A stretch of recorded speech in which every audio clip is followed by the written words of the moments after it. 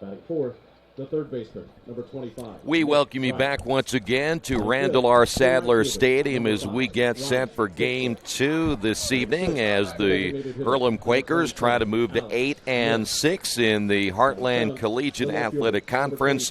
They were beaten in Game 1 soundly by a final of 14-2, and now they'll put their hopes in Game number 2 on the right-hander Spencer Owen here in our second contest. And I think it's pretty obvious after we talked in Game number 1 what has to happen in Game number 2, and we'll run down the lineups here in a couple of moments, but now you just pretty much forget about that first game and focus on this one. Exactly. Earlham has to come out here. You can't have any memory, and I think it's natural you're going to think about it, but you have to forget that game. That has nothing to do with Game 2. Game 1's in the past. You know what? They came out, they smacked us. We took it in the chin. Now we have to come out, and we have to be the aggressive ones. We have to jump out early, and we can't fall behind to Franklin because we saw what happened when it was that case scenario. Well, Spencer Owen will be making his fourth start, his ninth appearance of the year, 27 1/3 innings this season. 20 hits, 12 runs, 11 earned, 24 strikeouts, and 12 walks. He comes in at 2-1 on the year with an ERA of 3.62. So he certainly has done his job in both a relief and starting role here this evening as he gets set for his fourth start. Opposing teams hitting only .206 against him this season. And the one thing what we saw in the first game was that Walter Talcott was not as sharp as the Quakers had hoped he would be. He got out of some issues in the first 2 innings thanks to Franklin making a couple of mistakes here or there. But that third inning in which he gave up the 6 runs really was the difference in that first game. And then after that it was just all academic as we were playing the string out. That was clearly the difference in the ball game. But also just the fact that Earlham, I think they got 4 or 5 hits in the game, and 3 of them came in the later part of the game. So they have to fix the offensive issues, and you can't wait till you're down 8 to 10 runs before you can start hitting the ball. Quentin Wellington will lead things off, as Wellington in the first game went 1 for 4, scored a couple of runs. He walked twice.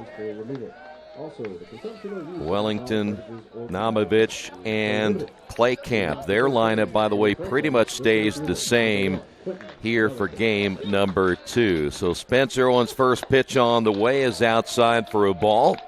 Start time at 7:43 in game number 2. Wellington, one of those guys that will steal bases once he gets on. As Spencer works from the stretch, and the next pitch is outside, 2 balls, no strikes. Spencer generally is going to be a guy who will work from the stretch because he's been out of the bullpen for pretty much most of his Earlham career. His next pitch on the way is up high, 3-0. Well, that's certainly not the kind of start.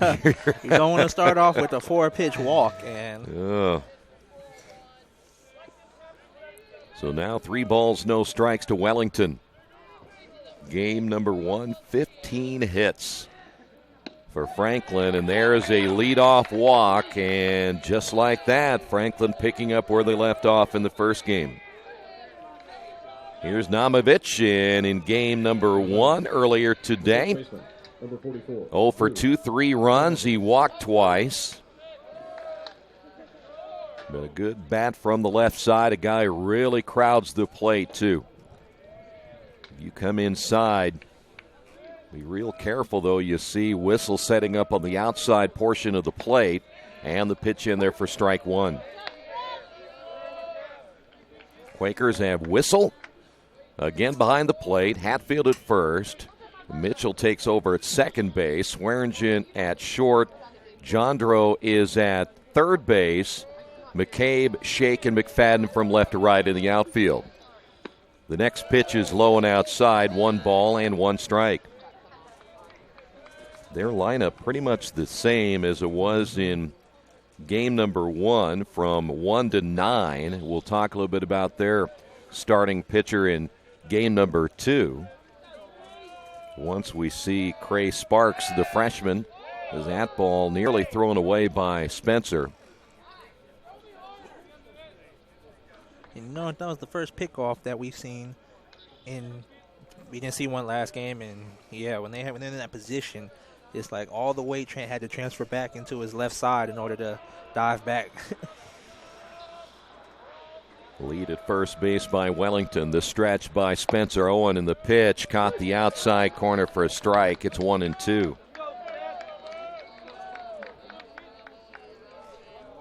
Well, pleasant night here tonight. We had a beautiful afternoon for game 1. Namovich really now back in the back of the batter's box, and again crowds the plate from the left side. The stretch and the pitch. Runner takes off. Pitch low and inside. The throw down to second. Ball gets away from the shortstop, Swearengin. It'll be a stolen base for Wellington. And they count 2 balls and 2 strikes at the plate. And a chance now for Franklin to get on the board first with a runner in scoring position. Boy, so many things that they do even this year. Of course, they were very, very good last year. Yeah. But they remind me so much of Earlham's championship team from 2017, the ability to run, the ability to hit, force the action. There's one hit sharply into the right center gap. That's going to score Wellington easily. Namovich rounding second. He's going to head to third as the right fielder McFadden had trouble picking that ball up. And he'll end up at third base. It'll be a double, I believe, and an error.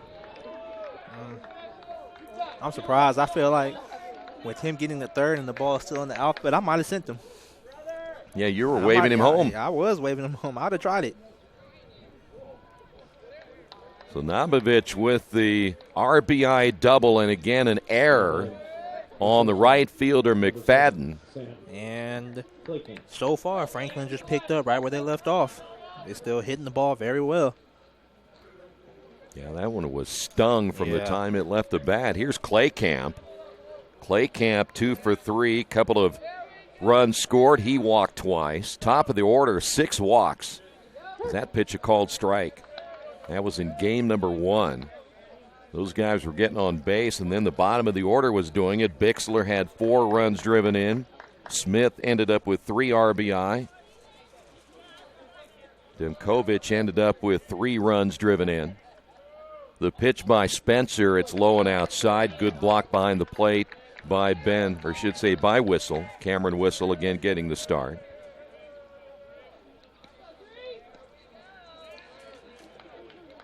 Well, in the last game, it was an early start, run in the first inning, run in the second, 6 runs in that third, and that's about all she wrote.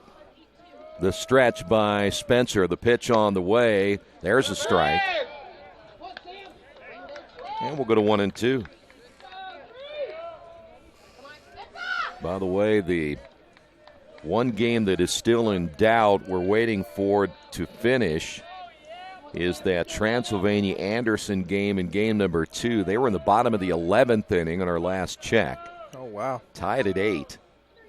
Ground ball back up the middle, and that'll get through for a base hit, and it's 2-0. Again, Franklin is just so timely with their hits, with runners in scoring position, and again, they're just so efficient on the offensive side when they get their hits.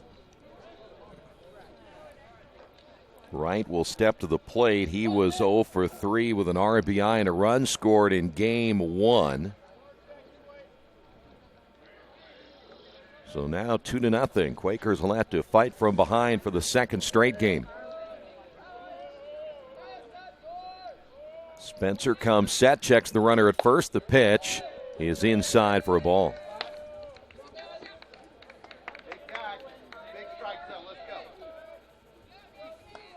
The 14 runs that the Quakers gave up in the first game, as we mentioned, that is a season high. Here's the pitch on the way. That caught the outside corner for a strike.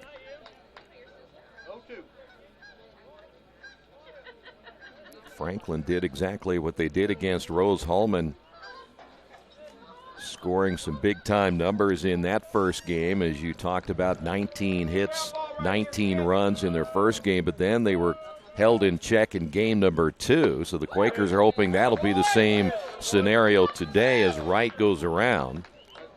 And he falls behind a 1 ball, 2 strikes.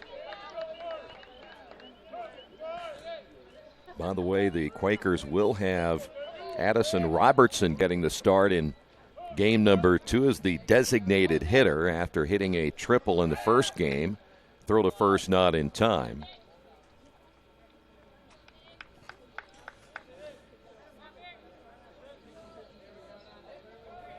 Two home runs hit by Franklin in the first game, and both of them were no doubters. The stretch. And the pitch on the way is a breaking ball that stayed up high. I didn't miss by much.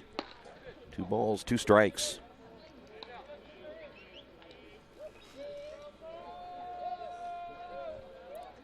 Quaker outfield straight away. Right back in, and Spencer set to throw. The pitch on the way, chopped foul. This was the guy that was sending baseballs all over the place in the first game. No, or was it miss? Yeah, it was miss. The designated hitter. Yeah, 12 or we 13 understand pitch at bat. Sent him a bill for all the baseballs that were sent out all over the place. So right back in. He made our ball shackers work. Man. And those guys are union guys. They don't work. They don't work much past 8 o'clock now. So I don't know what we'll do the rest of the night. 2 balls, 2 strikes. Spencer trying to get out of this first inning. Still no outs. The pitch. Ground ball, third baseman on the high hop. Jandro throws, gets the out at first. Runner will advance to second base, and so 1 away. Boy, Mark, very smart baseball player, knew he better get back over to third. I know the shortstop Swearingen was going over, but Mark makes the throw, and he hustled back. Here's Bixler, and this guy right here had a pretty good first game. 2 for 5, 4 runs driven in. Yeah, Jandro realized he got to get back to third because Franklin has proven they are aggressive on the base pass, so you can't take a play off or relax at any time. The stretch and the pitch, it's up high for a ball.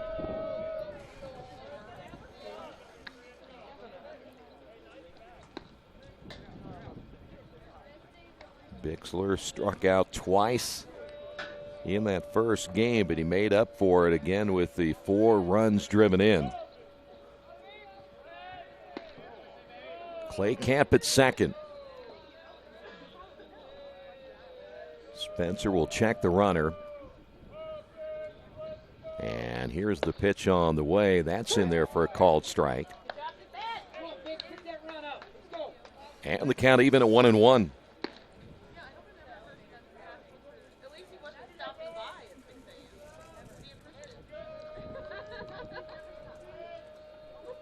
Still just 1 away here in the top of inning number 1 is Spencer Owen with the pitch. There's another breaking ball in there for strike 2. That's a good pitch. That was good placement by Whistle. As soon as he caught it, he immediately brought it down a few inches, and that's really good setup by Cameron right there. Yeah, he framed it really well. Good framing.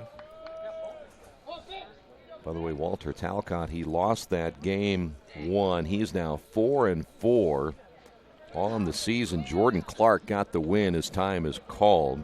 All the final stats of game 1 on GoEarlham.com. The box score is there. 1 ball and 2 strikes now to Bixler. Clay Camp the lead at second, the stretch and the pitch. That one hit well toward the wall in left field. That will bounce high off the monster. Run will score. Heading to second is Bixler with a double. It's now 3-0. Man, and you gotta think if the monster wasn't in left field, that's a home run. Yep, you're right. So now another extra base hit. And that will bring up Alex missed 2 for 4, 2 runs scored, drove in a run in the first game. And this was the guy that was wearing out Jordan Christian at one point. We think he probably hit 12 foul balls out of here before he finally succumbed in that first game, but he had a great game. There's a strike.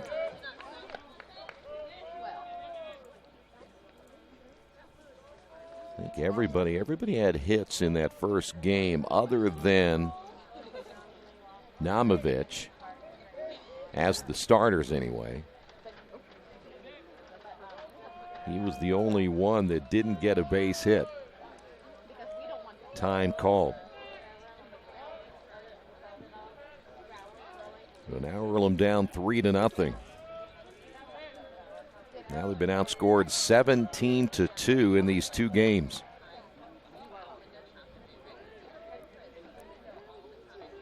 Bixler to the lead at second base. Here's the pitch. It's inside for a ball. Bixler now with 5 runs driven in 2 games. He's trying to match his teammate.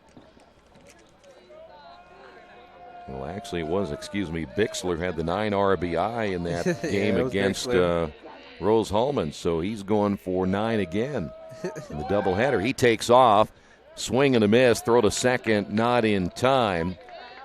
Another stolen base. We'll go to 1 and 2. And it looks like I see Joey Gerbis in the bullpen stretching his arms out. Yeah, we thought that maybe Gerbis would get the start. They've left it up to Spencer Owen, and he's in trouble again here in this first inning as the count of 1 ball, 2 strikes. Runner at third. Infield is at medium depth. The stretch and the pitch got him swinging, and that's a big strikeout. Big strikeout. But again, you got to finish. You have to finish the inning. So here is Jared Smith, 2 for 4, 3 runs driven in the first game. He was the one that hit the 1 home run that went over that Earlham monster in left field. It's only 310, but that fence probably goes, 40 feet. And he cleared it easily. The pitch. This one hit foul to the right.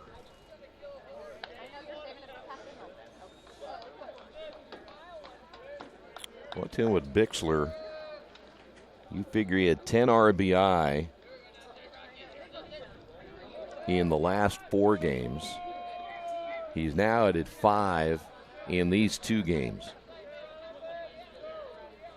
That pitch on the outside corner for strike 2.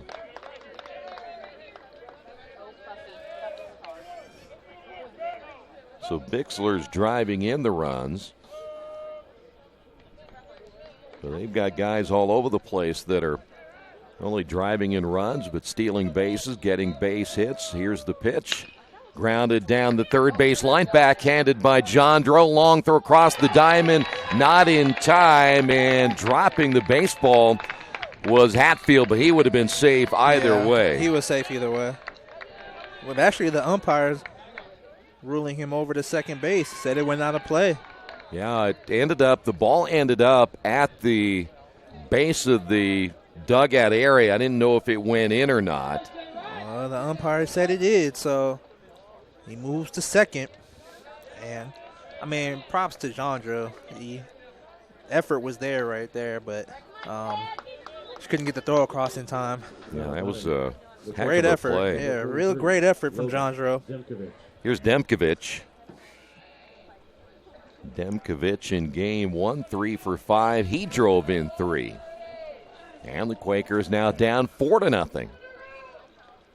And the very same thing we said shouldn't happen or couldn't happen is happening. Yep, it has happened. But this time, Franklin didn't wait till the third inning. So now 2 errors on the Quakers. That one's going to be nubbed to the right side, and that'll go foul.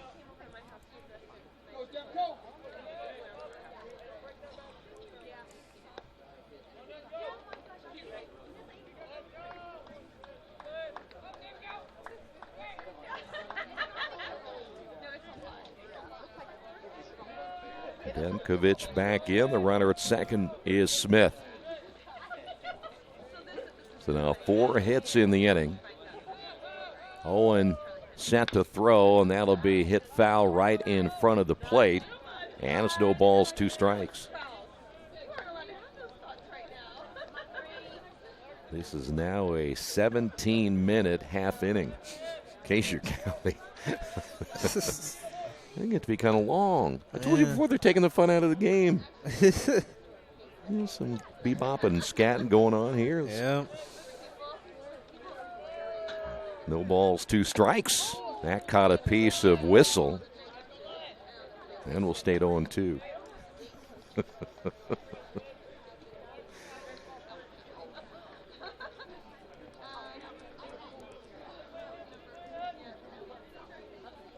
No balls, 2 strikes. He is the number 8 hitter here in the first inning. 2 away for Spencer Owen. By the way, there is no one throwing in the bullpen yet for the Quakers. You'd mentioned Gerbis was... He was stretching. He was stretching, but he is not there now, at least at the moment. Owen with the pitch. Hit well into left field. That's going to be a base hit and an RBI. Smith crosses the plate. It's now 5-0. I think it's just solidified. Franklin can hit the ball. Yeah, they're pretty good at it. Obviously we knew that coming into the game based off the numbers, but they've shown it again today. These guys can hit the ball. Here's Pauly. And the worst part about this is he could mess up my score sheet for the second straight game. We'll end up having to go to the next column. Pauly in first in the first game, 1 for 4.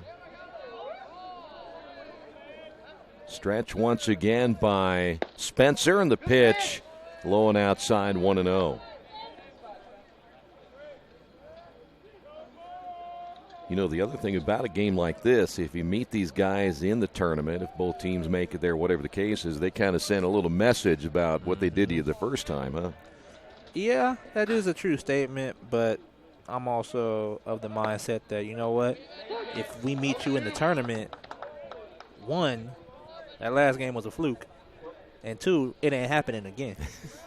Like, I'm the type of competitor to where, like, if, say, a Franklin, beats down Earlham in game 2, I want to see him again. Well, they could get their wish. We will know in the next couple of weeks. That is true. The 1-1 pitch. Ground ball to the right side. Mitchell bobbles it, and another error. And everybody is safe. 3 errors in the inning on Earlham. Man. And we will move to column 2 on the score sheet. Here's Wellington again. I tell you this, I know we talked about if they meet up in the tournament, but as of the first inning in game 2, Earlham has not played playoff baseball. No. And if they continue to play like this, if they made the tournament, they get bounced early, or teams that are behind them would catch them. They're going to have to turn this around. They can't keep playing like this. Wellington walked in this inning. That's going to be a line drive caught by Jandro, and the inning is finally over. 5 runs on 5 hits, 3 Earlham errors in the inning, and Earlham will have to play from behind once again in the Wesley Bates Wealth Management scoreboard. Quakers trail it 5-0. Are you looking for the right place to work out? A place where you have several choices and can have fun at the same time? Well, that place is right here in Richmond. Family Fitness Works. Family Fitness Works has spinning, Zumba, kickboxing, core works, kick fit, body pump, body flow, and much, much more. And don't forget, Family Fitness Works also has Richmond's most extensive free weights and Nautilus in the area. Check out their website at familyfitness.com or stop by at 213 North 3rd Street in Richmond. Summit Computer Systems is a full-service computer manufacturing and support company founded in 1997. They partner with businesses and individuals to provide computer systems, hardware service, support, design services, high-speed wireless internet, network design, and more. Summit Computers, 1427 Chester Boulevard in Richmond. Give them a call at 939-2120. Well, after 5 runs by Franklin in the top half of the inning, it'll be Swearingen, Jondro, and Shake to lead things off for the Quakers here in the bottom of inning number 1. And starting in the second game for the Grizzlies, they will go with Cray Sparks. He's a sophomore. This will be his 8th start of the year. 37 in third innings, giving up 30 hits, 27 runs, 21 of those earned, 43 strikeouts, and 23 walks. He comes in at 1-4 on the year with an ERA of 5.06. But so far this year, he has the most starts of anyone on the staff. And the right-hander will be with a right now comfortable lead early. Well, now we'll see how the Quakers respond. By the way, Sparks at 6'7", 210. He is out of Greenwood, Indiana. Played his high school baseball at Greenwood Christian. Don't see too many 6'7" guys, do we? You don't see too many 6'7" baseball players, not just pitchers. Well, we will today as Swearingen steps in. It's a big pitcher. Zach at 293 on the year. Ground ball to the left side. Right. 1 pitch, 1 out here in the bottom of the first inning. That didn't take long. Comparing that with Earlham, that's a great way to start off the inning. Great way. Earlham can't wait till inning 3 or 4 to try to, wake up the bats. Yeah, it may be too late by then. Here's Mark Jondro. They've got to find it. Mark at 317 on the year. 0 for 4 in the first game. Quakers, by the way, left 9 runners on base in that first contest, but so did Franklin as that pitch is up high, 1-0.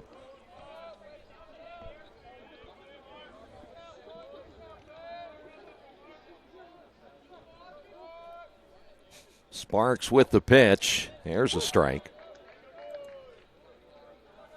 Sparks is another guy that pretty much starts from the stretch.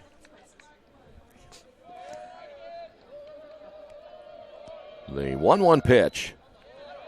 Low and outside, 2 balls and a strike.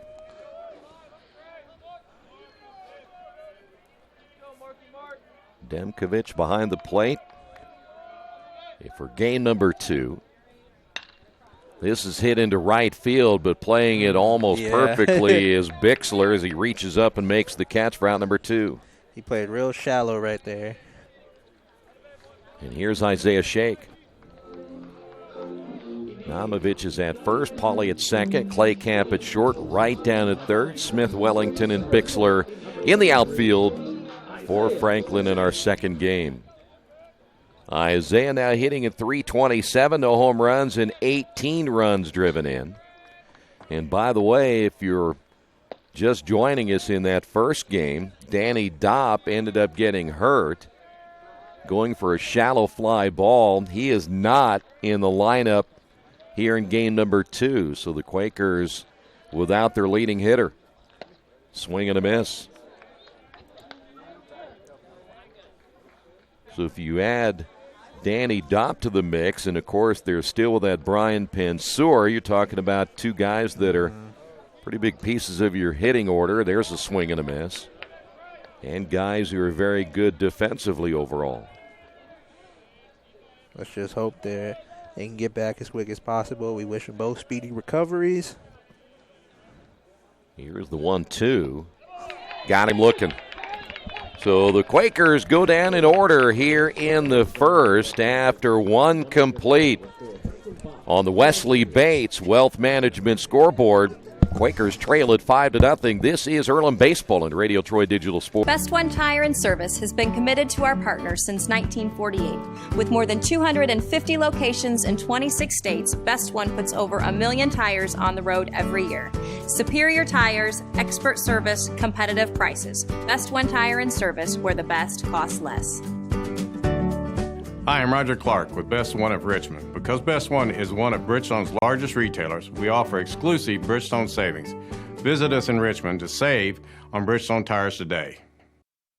Some people are born lucky. Other people take luck into their own hands, avoid stepping on sidewalk cracks, and wouldn't dare walk under a ladder. But whether you're born with luck or make your own, when it comes to your insurance coverage, luck should have nothing to do with it. So talk to Indiana Farm Bureau Insurance today or visit them online at infarmbureau.com to purchase an auto policy. Indiana Farm Bureau Insurance. Stop knocking on wood. Questions about your coverage in Wayne County? Call 765-962-9548 and ask for me, Kevin Shearer. Baseball brought to you tonight by your Richmond area Subways. Reminds you that you can get a 6-inch sub with artificial flavors or colors, only $3.50. Every Monday, the sweet onion chicken teriyaki. Tuesday, the oven roasted chicken. And Wednesday, the turkey breast. Treat yourself at Subway. 4 locations in Richmond and Hagerstown. Subway, eat fresh. Namovich will lead things off. His second at bat against the right-hander Spencer Owen. And Spencer's first pitch is low and outside. 1 ball, no strikes. Namovich doubled and scored one of the 5 runs. 5 hits in that first inning, two doubles for the Grizzlies as well. And the count 2 balls, no strikes. And there's one thing you really can't do is get behind these guys.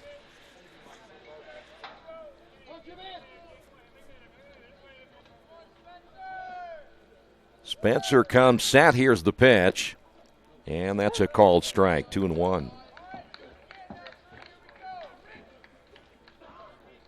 Namovich, Claycamp, and Wright here in the second. Quaker outfield straight away. The pitch.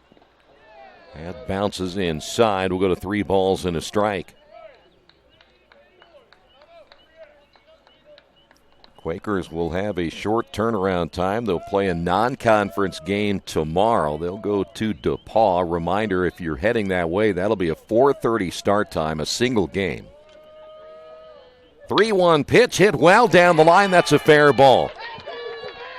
Namovich heading to second as the right fielder McFadden runs it down deep in the corner, and he probably could have gone for 3 right there. He'll hold up with a double. His second double. Hit number 6 now for Franklin, and that'll bring up Claycamp. And that was right down the line. There wasn't a whole lot that Hatfield could do to get to that one. Claycamp singled and scored in the first inning.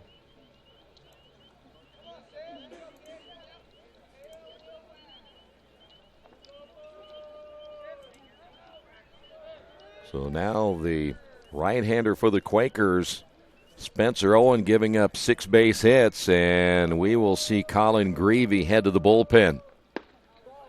Pitch is inside, 1-0.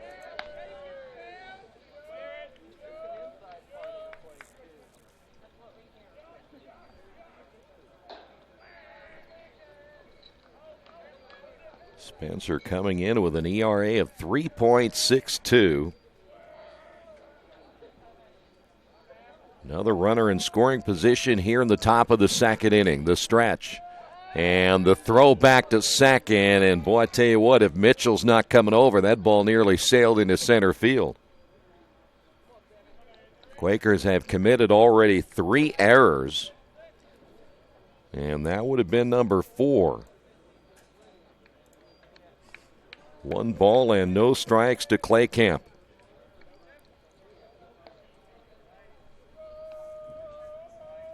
Owens will check the runner. The pitch way outside, backhanded by Whistle. And we'll go to 2-0.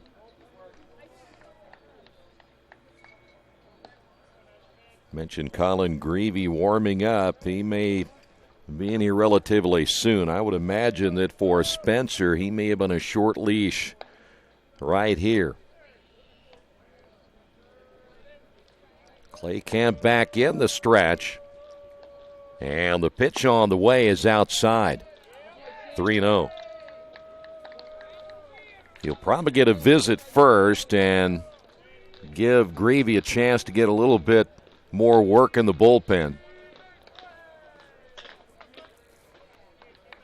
And you know Clay Camp will stand there and watch this one go on by. Namovich down at second base. The stretch by Owen, and the pitch is up high for ball 4. So now runners at first and second. Here's your visit. Wright is next. Number 25, Nick Wright. Now Spencer is almost acting like he is hurt. And he threw that last pitch, immediately came off the mound and dropped his glove. And now the trainer is coming out to check on Spencer Owen. So I'm not sure exactly what happened, if that happened off the delivery or the step. So now we wait and see if Spencer Owen will be okay. We mentioned Danny Dopp not playing in the second game because of an injury in game number 1. And though I know that Spencer was probably about ready to see his last hitter, you want to see him go down as well. And they're checking something on the left side of Spencer Owen. Again, it's going to be a check of his left leg. So he must have stepped a little bit awkward when he came following through the pitch. I did not see it. I saw the pitch go high, but we didn't see what happened to Spencer. Colin Greavy is going to be in no matter what, because it doesn't appear that Spencer Owen is going to be able to continue. We will take a quick time out and give you an update coming up in a couple of moments on the Wesley Bates Wealth Management scoreboard. Franklin on top of this one, 5-0.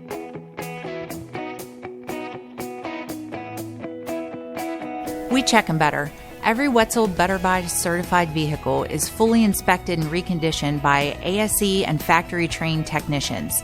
And each Better Buy vehicle comes with a Carfax vehicle history report, so you know you can buy a vehicle with confidence.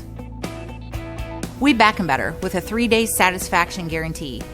Every Wetzel Better Buy certified comes with a 3-day or 300-mile satisfaction guarantee. If you don't like it within that 3 days or 300 miles, just bring it back and we'll exchange it for a vehicle of equal value. Every Wetzel Better Buy certified vehicle comes with a 12-month, 12,000-mile warranty. We price them better. We have dedicated individuals searching the entire country for the highest quality, lowest price vehicles for our inventory. In today's competitive market, we're constantly monitoring vehicle values to ensure that we're offering the best prices possible. We guarantee that every Wetzel Better Buy vehicle is the highest quality used car or truck around. Our reconditioning process guarantees that you are getting a vehicle as close to brand new as possible, and our warranties back that up.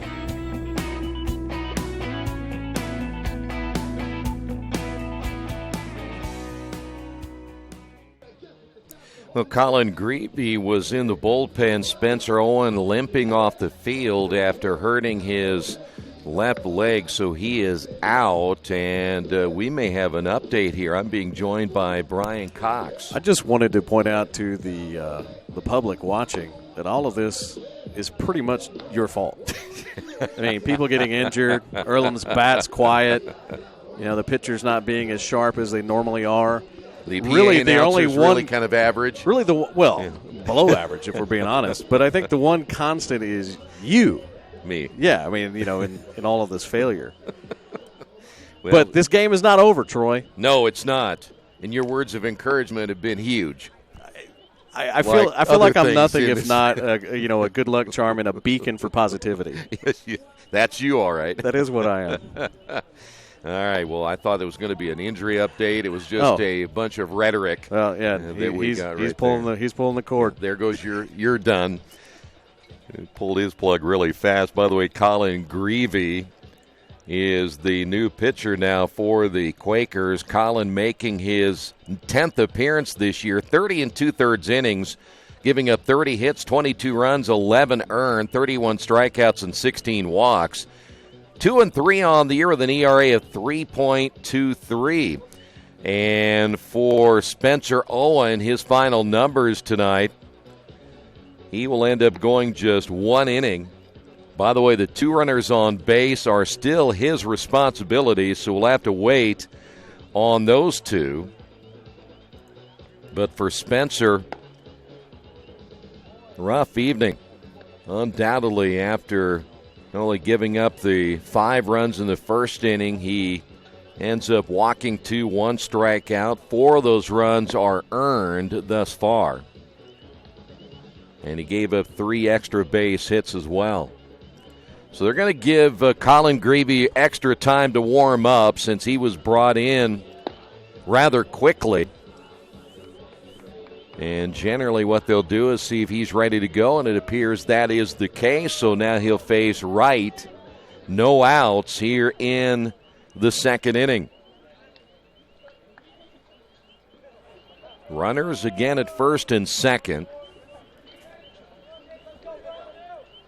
Wright grounded out his first time up.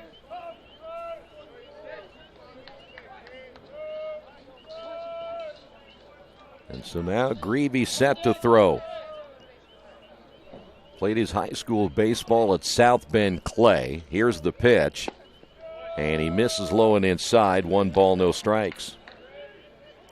Greavy, 6'4", 195 pounds. He's a lot like Jordan Christian from a standpoint. They've used him in a starting role. They've used him in long relief. He, too, is a junior, part of that championship team of 2017. The stretch and the pitch, low and inside, and he falls behind at 2-0. Ground ball right here, Forrest. Come on, kid. Quakers already having to make up somewhere on their offense without Danny Dopp. Boy, his numbers have been huge coming into this one, hitting .500 during that 4-game winning streak. There's a fastball low and inside, 3-0, so it's going to be hard enough to replace his numbers. So now 3 balls and no strikes. The double by Namovich and the walk to Claycamp.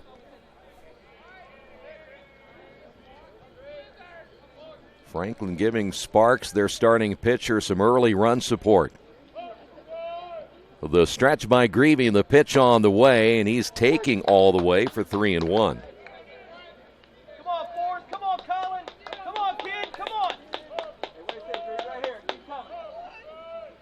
Now the Quakers get a win here after watching some of the other action today. They'll be in still pretty good shape at 8-6 in the HCAC. We're still waiting for the final of that one contest earlier today that was in the bottom of the 11th inning. That one hit toward the third baseman. Jandro on the hop will step on the bag, throw to first, and not in time. Good job by Mark Jandro to get the out of Namovich down at third, so Wright will reach on the fielder's choice. So 1 away now, and here's Bixler, the RBI machine. Boy, Bixler has just been on a tear. Bixler already a double. Stolen base and a run scored. Time called as Bixler will back out. Bixler with another RBI in this one. That pitch in there for strike. His first look at Greavy this evening. Bixler, as we documented in that first game, had 9 RBI and 3 home runs against Rose in the first game of their doubleheader. Then in the first game here today, As Bixler steps in, he had 4 runs driven in as that pitch is low for a ball. So he has 14 out of 15 RBI over his last 4 games. 1 ball and 1 strike.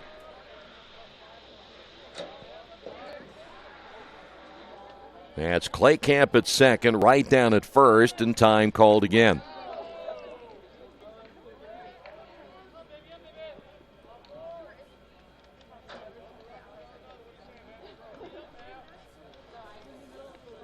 Carlin gets the sign from his catcher whistle.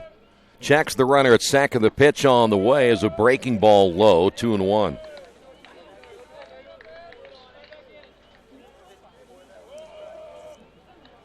We will check out the scoreboard from earlier today and at least try to get you an update on the latest standings in the HCAC.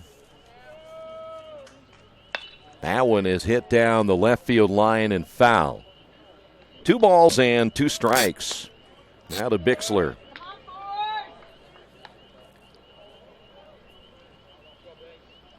Quakers right now 3.5 games behind Rose, the number 1 team in the conference at 9-1. Of course, all of the games being played today, makeups from the rain out on Saturday. All 3 matchups are doubleheaders. Here's the break-even pitch on the way. Got him swinging. So 2 away, and that'll bring up the number 6 hitter, Miss. Now batting the designated hitter, number 27, Alex Miss. Miss struck out back in the first inning. So 2 away, and this would be big for the Quakers right here to get out of this inning.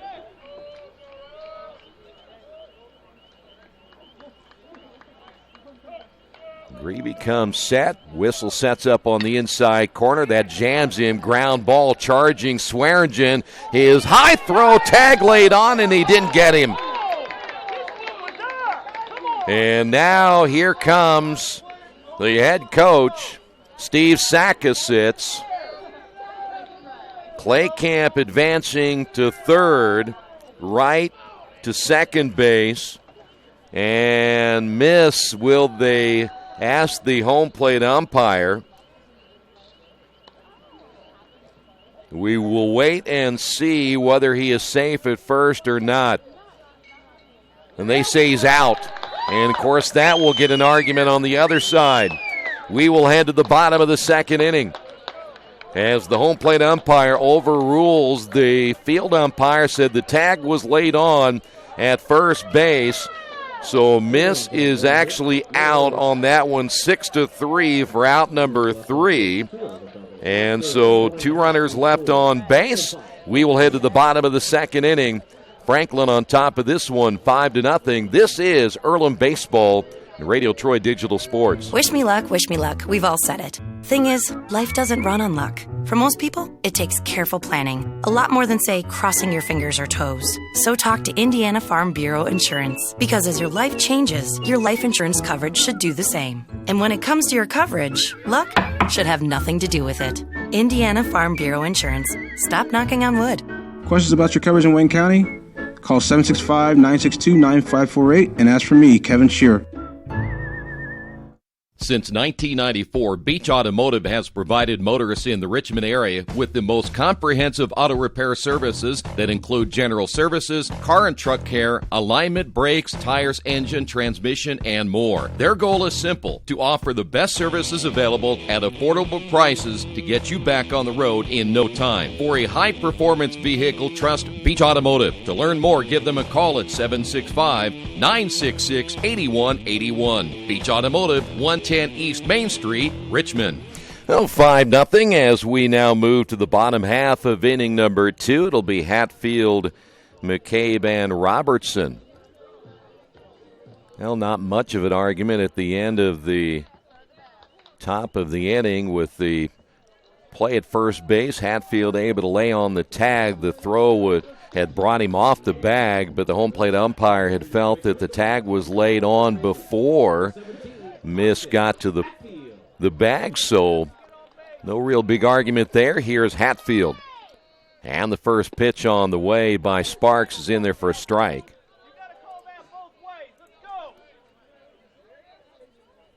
Hatfield in game number 1. 0 for 4. Here's a line drive to right field, base hit. And the Quakers will get their first hit. And here's McCabe. Cameron DH'd in the first game, 1 for 3. McCabe now hitting .286 on the year, no home runs and 11 runs driven in. Sparks will come set, and the pitch on the way is a fastball up high, 1-0.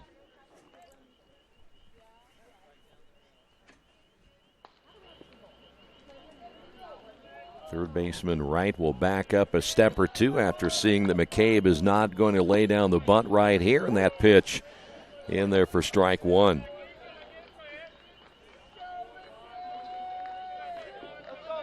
Robertson, who tripled in a run in the first game, chance to be the DH in game number 2. They're hoping he'll swing a hot bat in this second game. That one is a high fly ball. That will go out of play as it will fall just over the fence down the left field line. And we'll get a 1 ball, 2 strikes.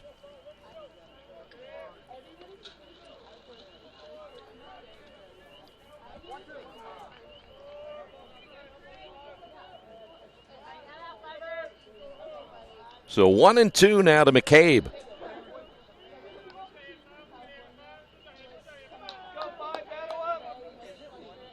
Sparks looking in, gets the sign from Demkovich as he'll come set.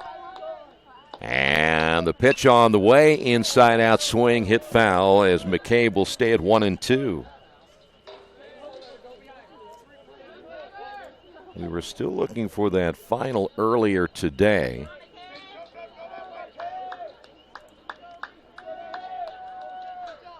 In that matchup between Transy and Anderson, this is a fly ball into center field. That'll be caught. And there's one away. And here's Robertson.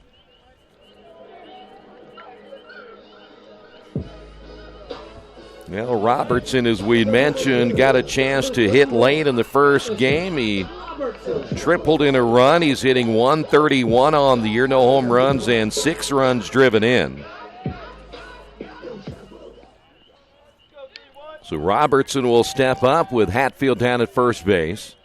And one away here in the bottom of the second inning.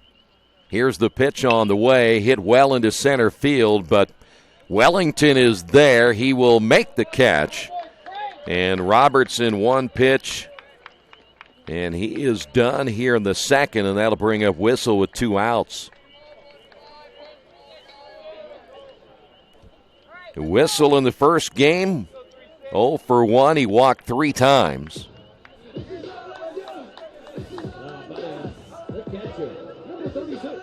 Cameron now hitting .250 on the year, no home runs. He has driven in 11.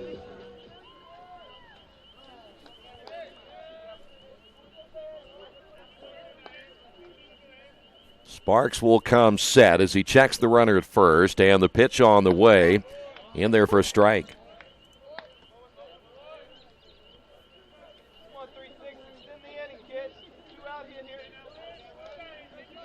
Next time the Quakers will be in conference play will be Saturday when they'll welcome Anderson for another 2-game set on Saturday. There's a big cut and a miss.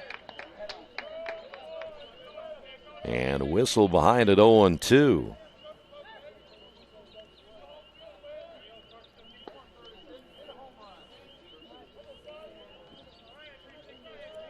Colin Greavy still working down in the bullpen, though he did come in the last half inning. Hit foul. And a good cut by Whistle.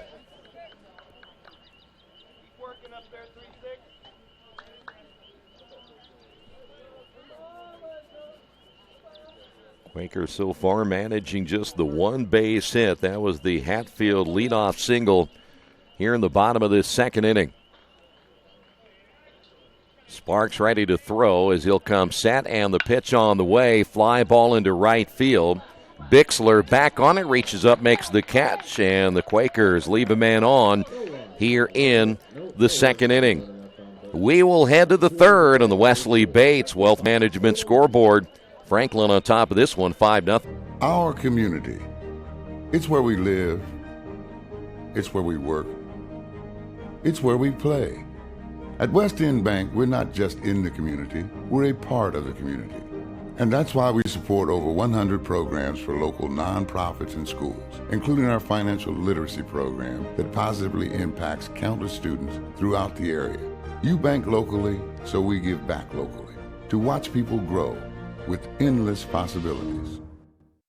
Big Boys Pizza is now open in Richmond, located at 1015 East Main Street, next door to the Civic Theater. The menu has great sandwiches, pasta, salads, and of course, pizza. Come dine in, carry out, or have your food delivered day or night, at home or at the office. Other locations are in Connorsville and Brookville. Bring in a sports ticket after any game and receive 10% off your purchase. Ticket must be dated for the same day as your purchase. Dine in, take out, or delivery. Big Boys Pizza.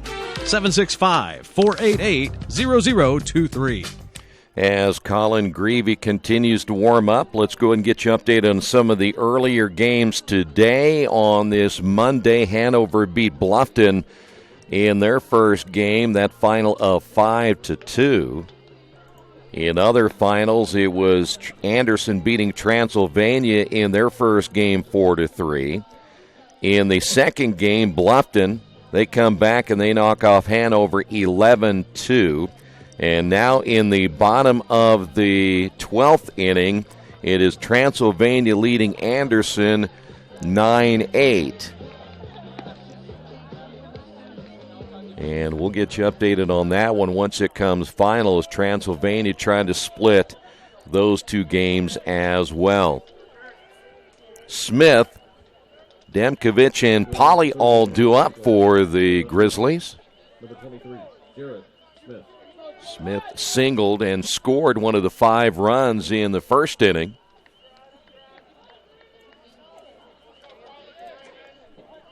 Greavy ready to go to work after getting 2 outs in the second. After relieving the starter Spencer Owen. Here's the pitch on the way and a check swing. No balls and a strike.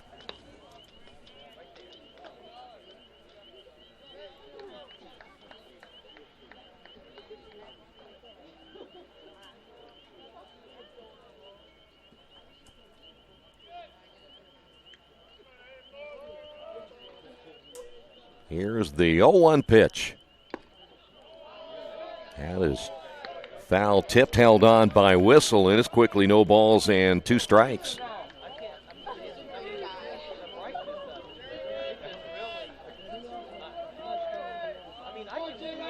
Quakers committing 3 errors in that first inning, and Smith benefited from one of those errors.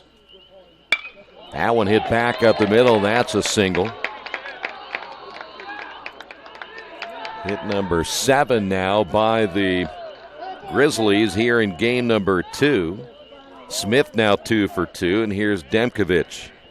He also singled back in the first inning. Logan Demkovich.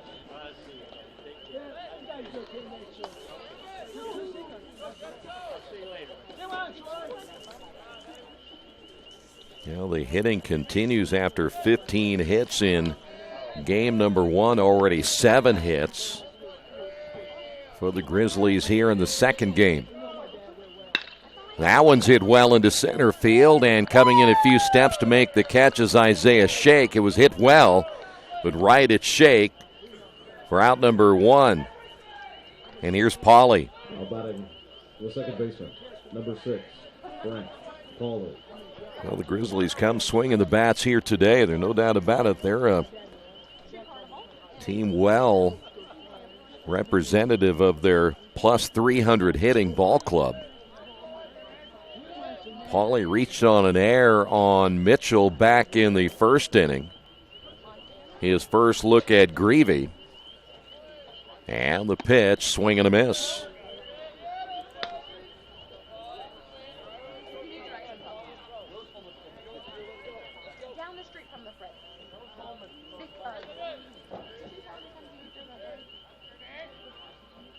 Greavy will have Whistle go through a new set of signs. Now gets what he wants as he comes set, and the pitch is outside. And we'll go even at 1 ball and 1 strike.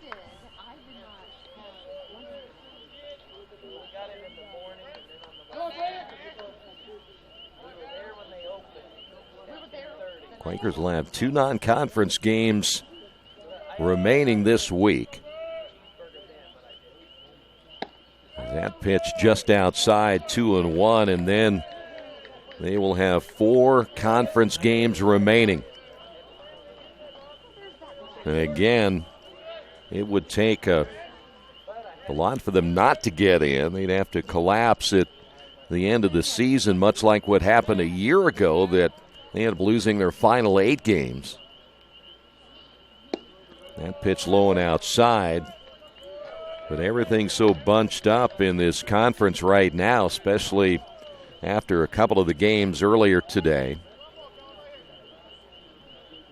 And Earlham still right in the thick of things for a playoff spot. 3 balls and 1 strike to the number 9 hitter, Pauly. Greavy comes set, and the pitch. Runner at first takes off, pitch low and outside for ball 4. So runners now at first and second, and here's Wellington.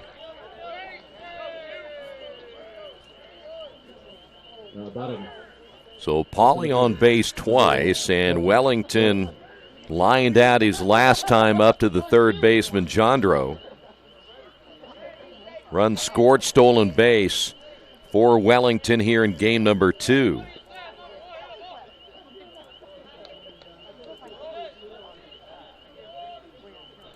Always remind you that you can follow along live stats on GoEarlham.com.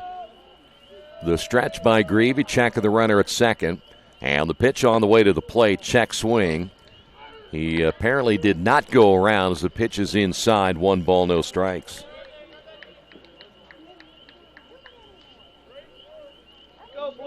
Wellington was another one of those guys who was putting up some big numbers in 4 of their last 5 games. And he has some power from the top of that lineup. Over 30 runs driven in.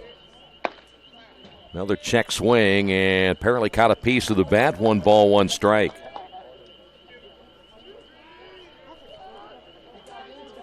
When you mentioned the top of their order, as potent as they are, the guys in the middle down have been doing the job as well, especially here tonight when you talk about Bixler in the number 5 hole and Smith in the number 7 hole. Runners will get their leads at first and second. The stretch by Greavy, and he'll turn and look the runner back to second base.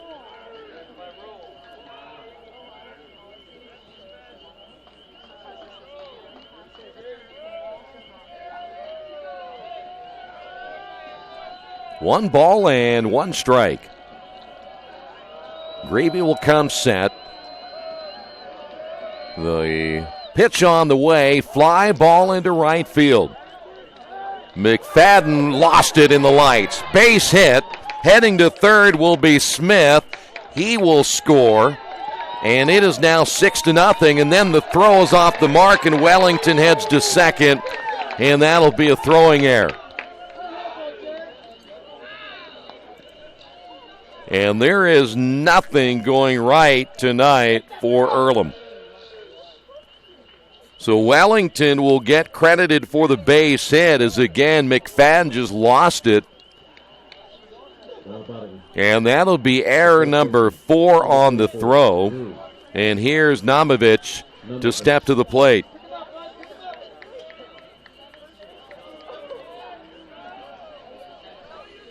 So now runners at second and third. Namovich, 2 doubles tonight. Infield is now in. The stretch and the pitch on the way. Namovich will take that for strike 1. That ball got above the lights, and for McFadden, he just did not locate it.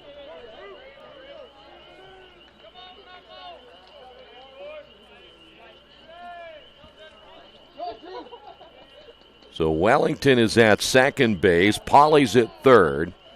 Greavy will come set. The pitch. High fly ball again, this time to shallow left. McCabe coming in. He will make the catch. Runner will bluff the tag at third, and he'll stay there. So 2 away.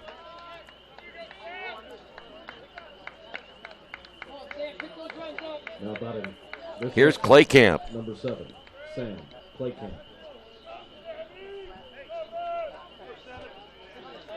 Claycamp singled and scored in the first inning, walked and left stranded at third in the second. 8 hits now on the board for the Grizzlies. And this guy's as good as anybody in their lineup. Collin checks the runner at third. The pitch. Breaking ball in there for a strike.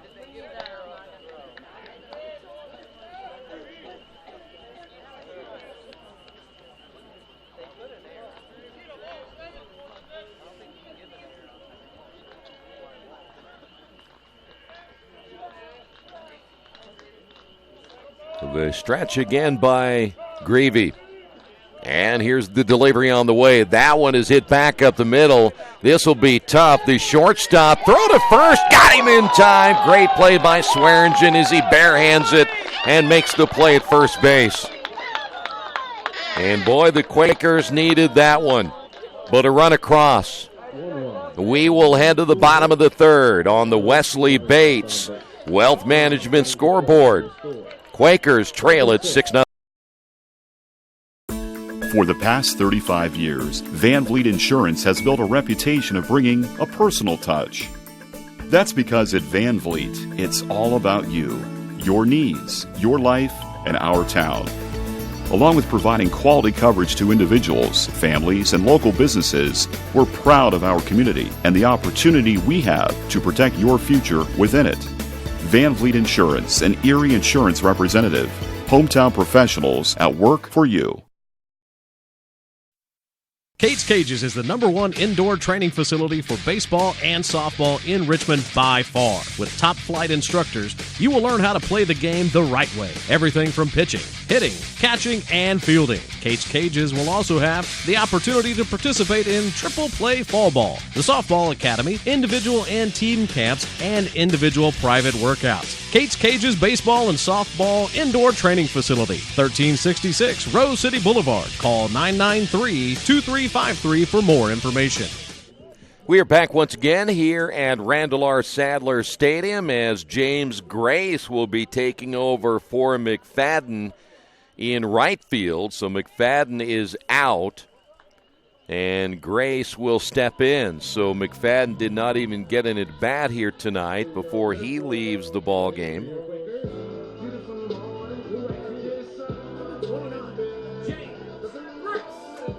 So Grace will step to the plate for the first time here this evening to face Sparks, the right-hander, through 2.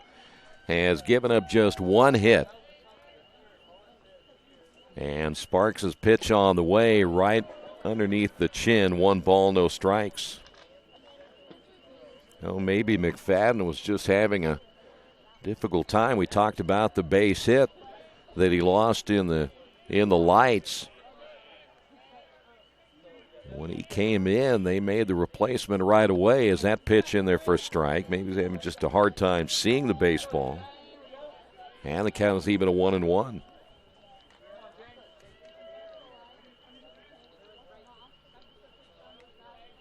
Sparks will get the sign from Demkovich. The pitch, low and outside, 2-1.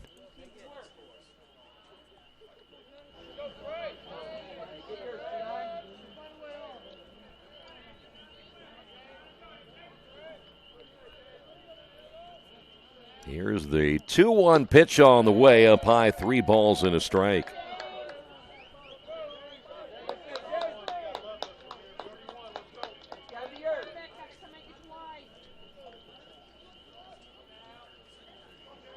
Three-one pitch, fastball up high, and a leadoff walk for James Grace. That is the first walk given up by Sparks here tonight. And that'll bring up Mitchell. The second baseman, number 42, Jackson Mitchell. So Jackson Mitchell, the number 9 hitter. As Sparks set to throw on the pitch is a fastball in there for a strike.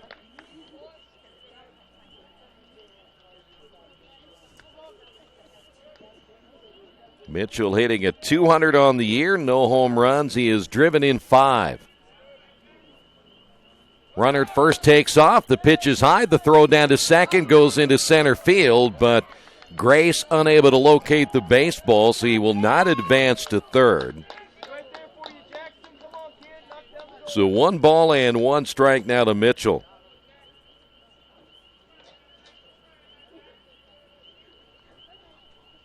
Boy, Grace has been able to do that every time he gets a chance to play. He's a guy that can steal bases, and he does it relatively easily. The pitch on the way is swung on and missed, and we'll go to 1 ball, 2 strikes.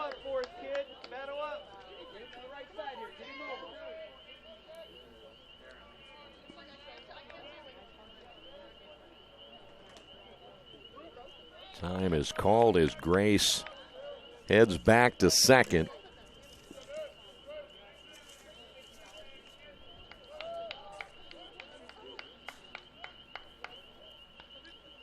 The pitch on the way, grounded to the right side. The first baseman, Namovich, will flip on to Sparks. They'll get the out there as Grace will advance on to third.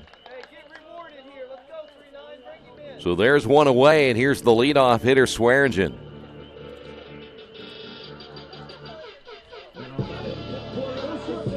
Swearingen 0 for 1. He grounded out in the first inning.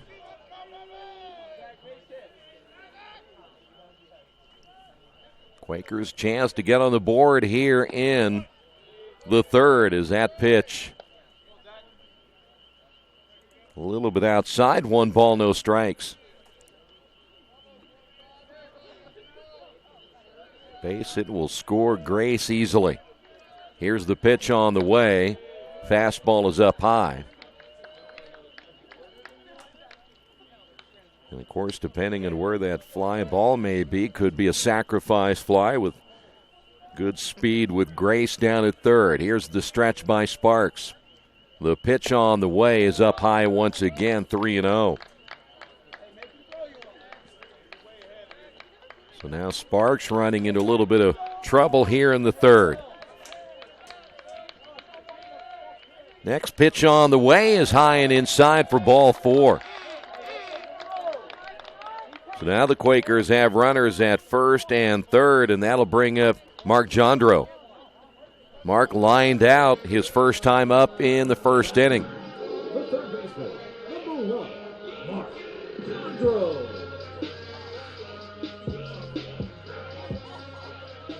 Well, if you are a Grizzly fan, you're hoping right here for a ground ball and a double play, get you out of the inning. Sparks with the pitch. Up high again. He's missing high a lot right now. 2 walks in the inning. And here is a visit to the mound, which you would expect. And a reminder, today's game brought to you in part by Best Western Classic of Richmond. If you're coming to the Richmond area anytime soon, want to remind you, make sure you check out the Best Western Classic. You get the most amenities available, including indoor pool, fitness center, conference space, free buffet breakfast, free Wi-Fi, and, of course, a clean, quiet, comfortable room. Best Western Classic of Richmond, 533 West Eaton Pike. The home plate umpire out to break up the meeting and tell them let's get going here, and they'll try to settle Sparks down a little bit after sailing through the first couple of innings and now walking 2 here in the third. 1 ball and no strikes now to Jandro.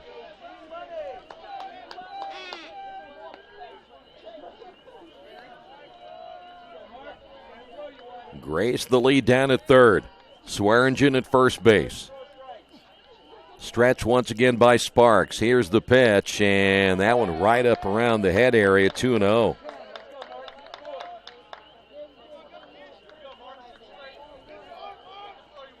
The 6'7" right-hander really struggling now here in the third inning. He will have Demkovic go back through the signs once again, and now the throw to first and a short lead by Swearingen.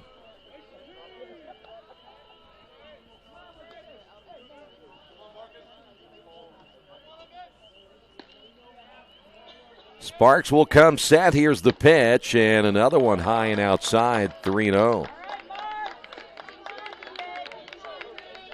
Well, things can change quickly right here when your pitcher is not throwing strikes. Quakers have a chance to get Isaiah Shake to the plate. Bases could be loaded. Here's the pitch.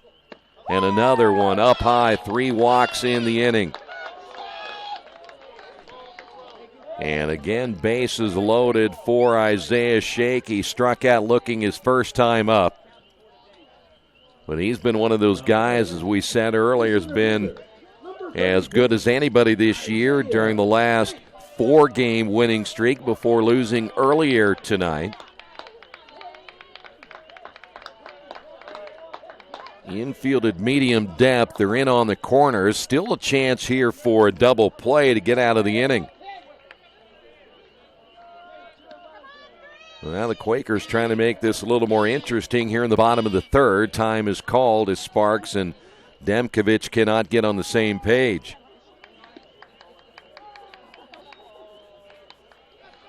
And I think they're going to make a change.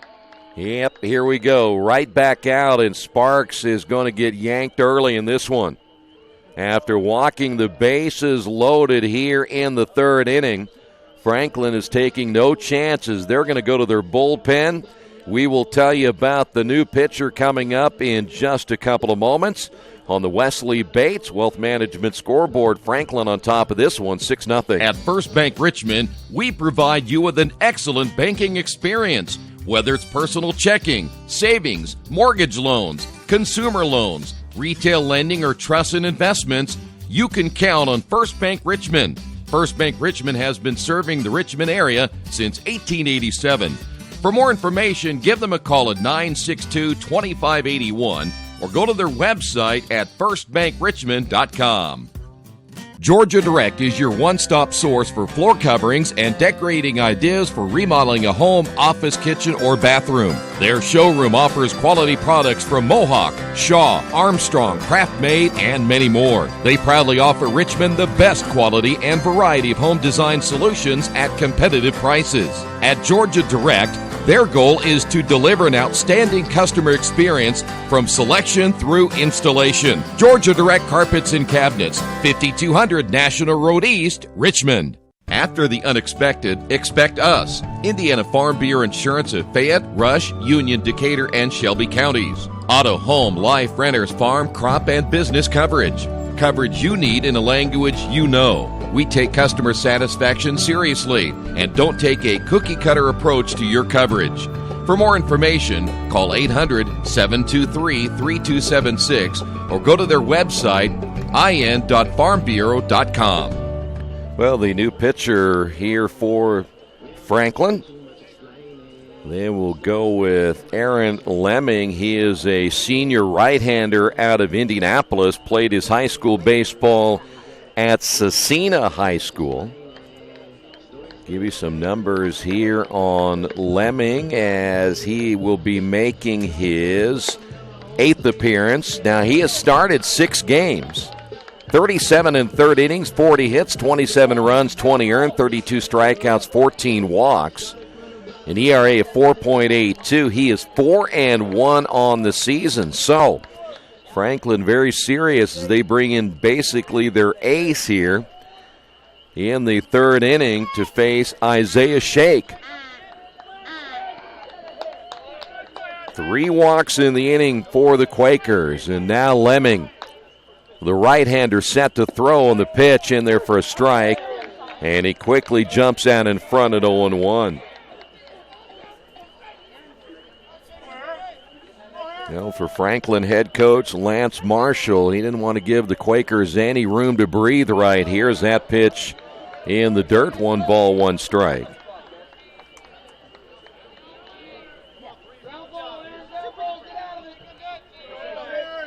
You may have a 6-0 lead, but they saw what happened against Rose-Hulman when they won that first game easily and lost the second game. There's a good fastball, a swing and a miss, 1-2. And they know they got to win everything if they're going to catch Rose-Hulman for the regular season championship, as that pitch is outside. 2 balls and 2 strikes. Grace at third, Swearingen at second, and John Droz at first base.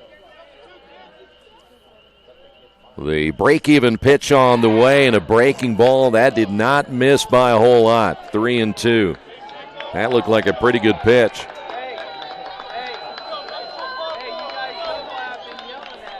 Three balls, 2 strikes, 1 away. The pitch by Lemming, and he misses low and walks in a run. And Earlham, without swinging the bat, gets a run here in the third inning. 4 walks in the inning, and that'll bring up now Hatfield. Hatfield singled in the second. Lemming working quickly as his first pitch is way outside. 1 ball, no strikes.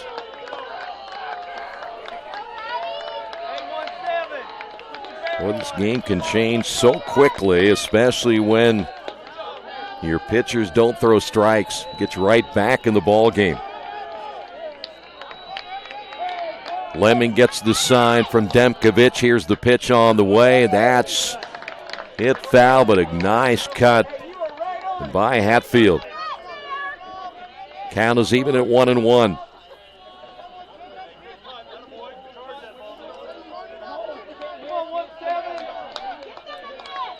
Lemming with the high leg kick and the pitch. Breaking ball popped him up.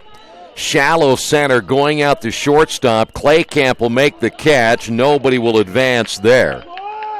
And so 2 outs, and that's a big out getting Hatfield. Here's McCabe.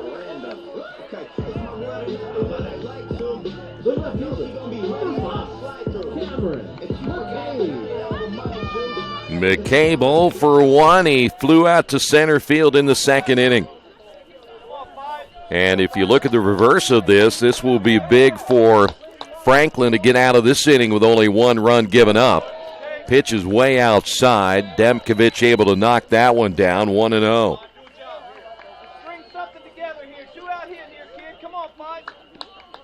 Boy, you think 4 walks in the inning. If you only give up just the 1 run, that'll be huge. Lemming with the pitch. Fastball stays inside, 2-0.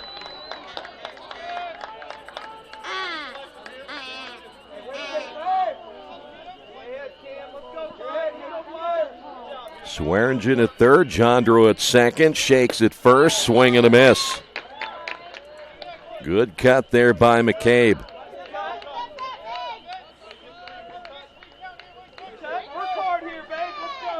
One thing about Lemming, he doesn't waste a whole lot of time. He's set to throw again. Fastball is inside, 3-1. In danger of walking in the second run of the inning. How rare is it that you'll see perhaps the Quakers score 2 runs and not even get a hit in the inning? Here's your 3-1 pitch on the way, hit foul. So now everybody will be off on the pitch. Boy, and anything close right here for McCabe, you got to be swinging. Don't get caught looking here. Put the ball in play. 3 balls, 2 strikes, 2 outs. The runners take off. The pitch, did he go around? Yes. They will say he went around, and he strikes out to end the inning. So the Quakers will leave the bases loaded. We will head to the top of the 4th inning on the Wesley Bates Wealth Management scoreboard. Quakers trail it 6-1.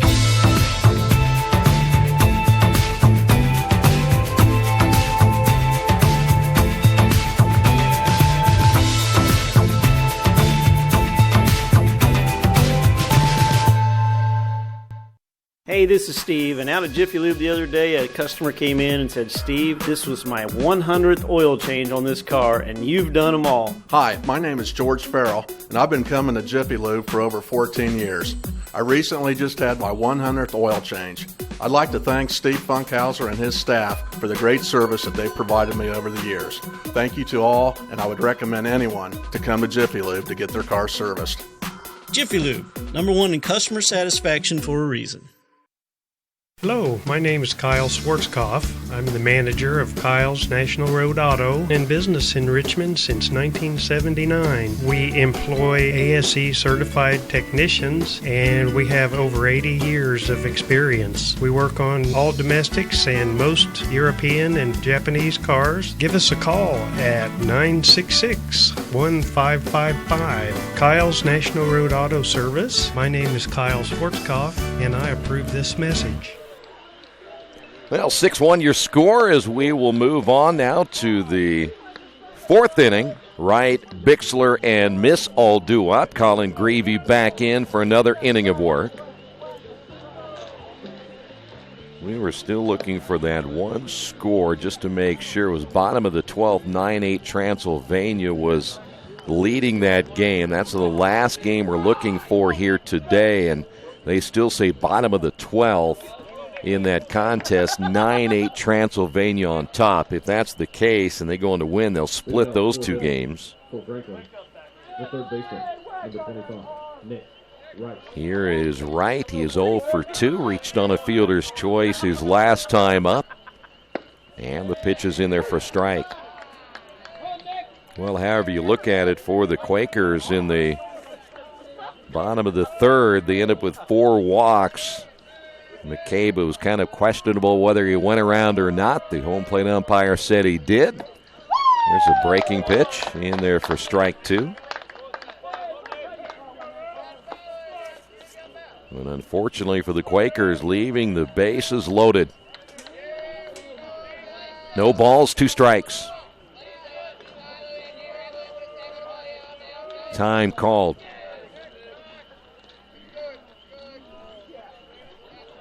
8 hits on the board for the Grizzlies here in Game 2. They got into double digits in Game 1. Time called again. Total of 23 base hits now by the Grizzlies in the 2 games. Here's the 0-2 pitch on the way. Hit foul. And we will stay at 0-2.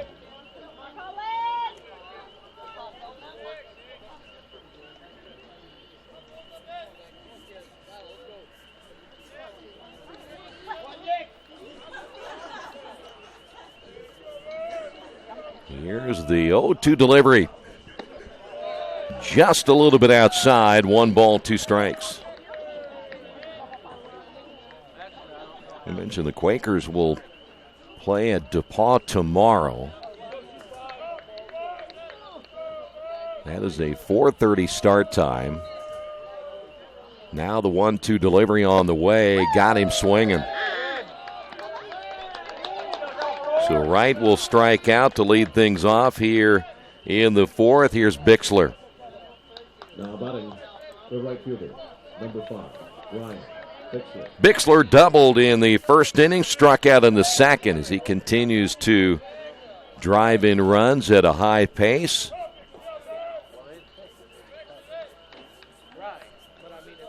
His 2nd look here at Colin Greavy. And that breaking ball is in there for a strike.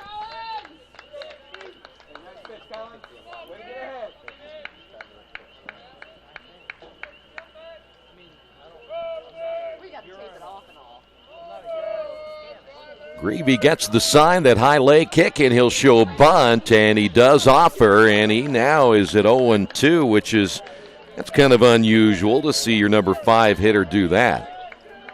As Bixler squaring to bunt with a 6-1 lead here in the 4th inning.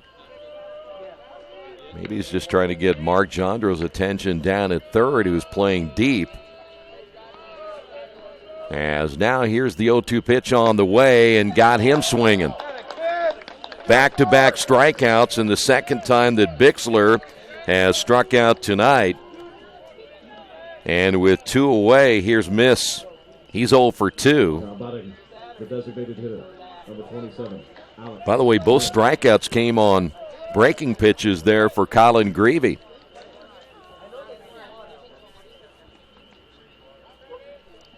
So 2 away as Miss will step in, and the pitch. Here's a breaking ball high, 1-0. And Colin knew it from the time it left his hand.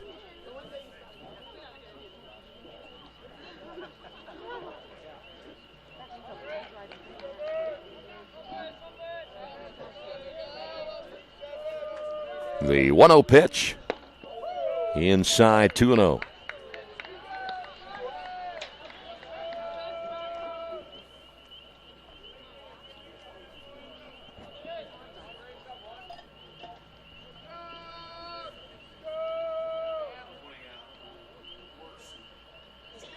The 2-0 pitch on the way is a called strike.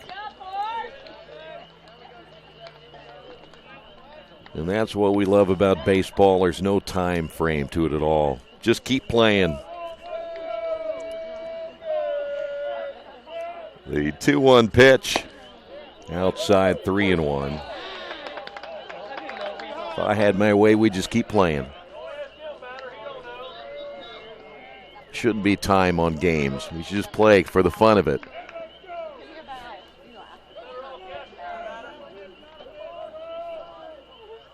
The pitch on the way nearly gets him.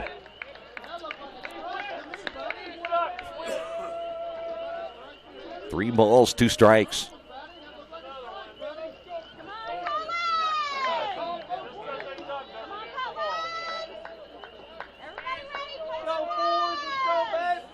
Greavy set to throw, and the pitch. Got him looking. Miz was heading on down to first base. He didn't like the call. The home plate umpire apparently doesn't care. We will head to the bottom half of the 4th inning on the Wesley Bates Wealth Management scoreboard. Quakers down by 5. Hi, this is Steve Funkhauser, and I was talking to someone the other day about how friendly and professional the crew at Jiffy Lube is, and they said, "You are always so upbeat. I'm going to call you Mr. Positive." And so now I am Mr. Positive. And I want you to know how proud I am of you and that you are doing a great job today. And hey, do something nice for somebody. Make somebody smile. Smiles are contagious, you know. I want you to have a great day and the horse you rode in on. Jiffy Lube. Fast, friendly, professional. I'm Mr. Positive, and I approve this message. Hey, if you're looking for a great place to dine, how about Little Sheba's? Come join them in Richmond at 175 Fort Wayne Avenue and grab one of their gourmet pizzas, a deluxe sandwich, steak or fresh salad, and an ice-cold beer or your favorite wine. Featuring live music every Tuesday, Friday, and Saturday, and more in their smoke-free environment. You can get a 10% discount with a valid student ID. It's better than being home. For more information about Little Sheba's, give them a call at 962-2999.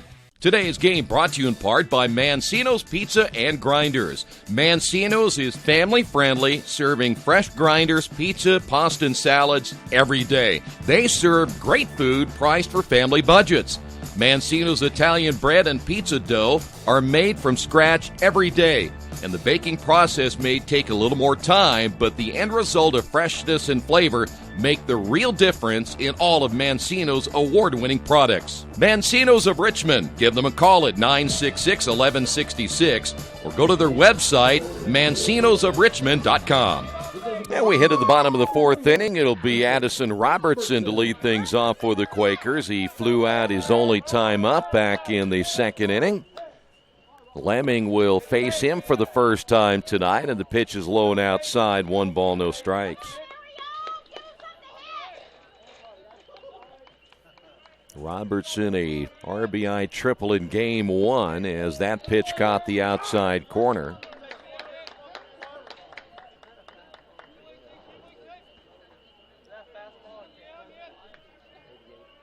Lemming set to throw on the pitch, swing and a miss.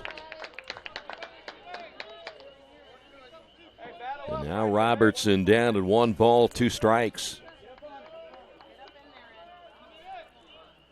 A 1-2 delivery on the way, got him looking. That's a pretty good breaking pitch right there by Lemming, and there's one away. And that'll bring up Whistle. The whistle flew out his only time up in the second.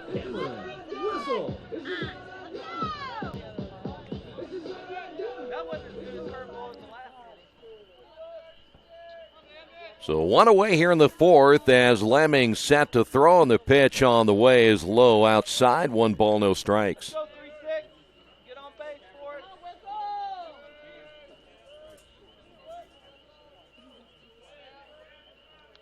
The 1-0 pitch hit foul. Pretty good cut there by Whistle, and the count is even at 1 ball and 1 strike. Quakers still just 1 hit. Now through 3 1/3 innings.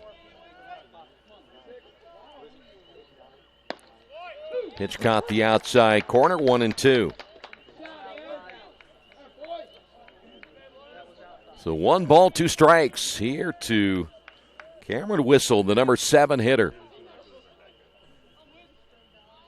Here's your pitch on the way, and it's low. 2 balls and 2 strikes.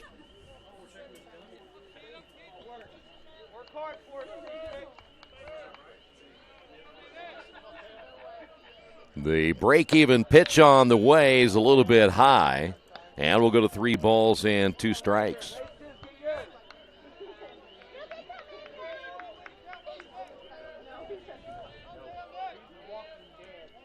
The payoff pitch on the way is outside for ball 4. And the Quakers have a man on here in the 4th inning. That is now 5 walks over the last 2 innings by Grizzly pitching, and that'll bring up James Grace. Grace walked in the 3rd.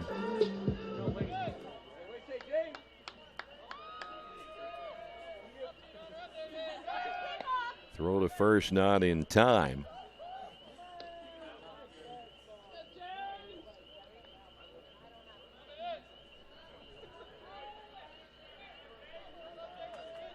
Lemming will come set. The pitch on the way is in there for a strike.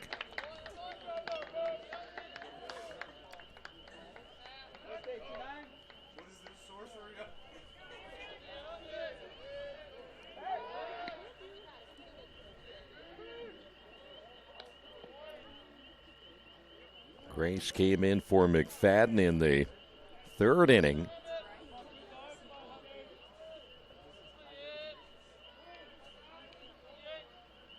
The pitch on the way, swing and a miss.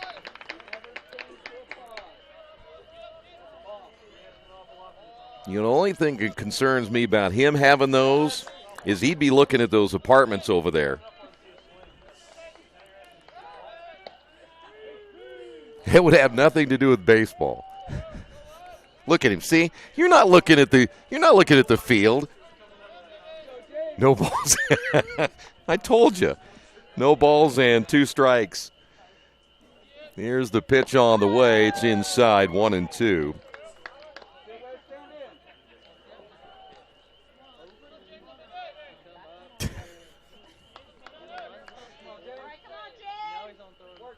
One away here in the 4th inning. Quakers down 6-1. Lemming. Here's the pitch. He has a chance. There's a check swing. Throw down to second, and it gets through.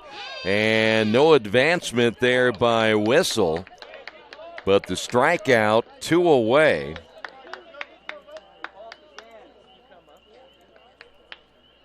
So Gray strikes out. 2 away. Here's Mitchell. The second baseman, number 42, Jackson Mitchell. Mitchell grounded out his first time up.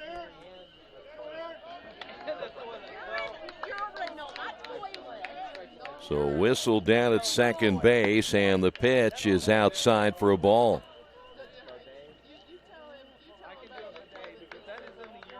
Whistle getting credit for the stolen base. The stretch by Lemming. And pitch up high.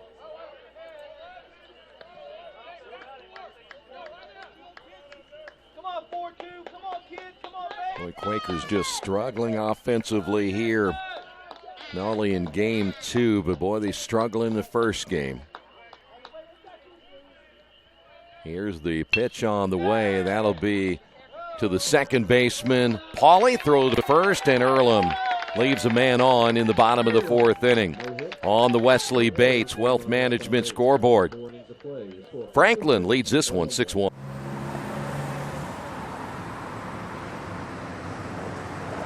I got this.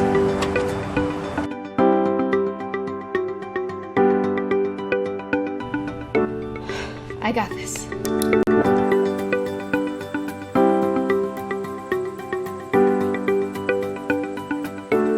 I got this.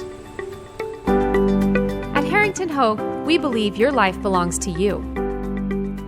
That's why we work hard to make sure that your insurance coverage is the last thing you have to worry about. So when it comes to keeping you protected, We got this.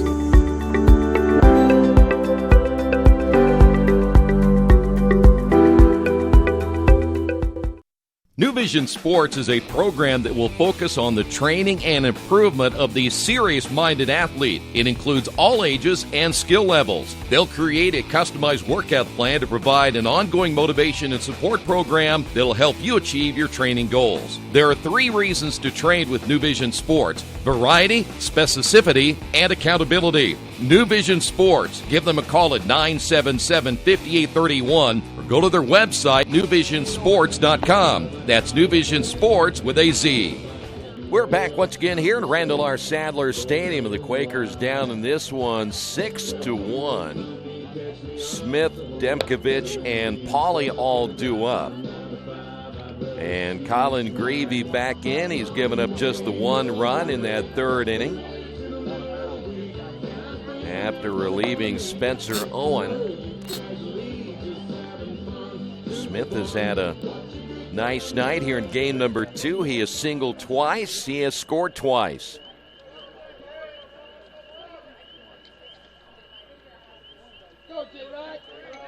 Well, for Colin, he strikes out the side in the 4th inning. The left fielder, number 23, Jared Smith. So now Smith will step up, hit that big gargantuan home run in the first game. And the pitch on the way is a breaking ball that stays up high, 1-0.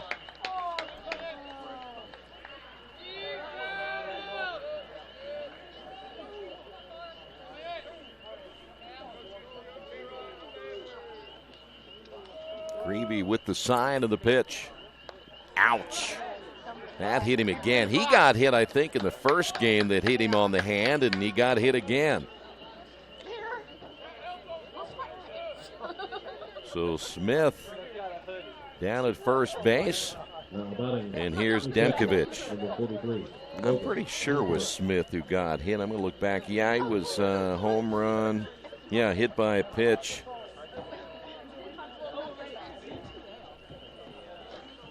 So now they're going to check out Smith. He is outside the view of your picture right there as they're checking him out to see if he's going to be okay. So the trainer will come over. That one hit him right on the hand. A reminder, today's game brought to you in part by Jason Wise of Better Homes and Gardens First Realty Group.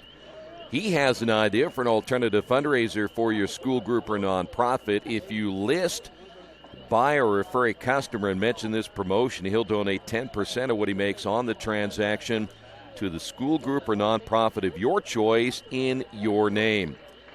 For more information, contact Jason Wise at Better Homes and Gardens First Realty Group at 969-30-400.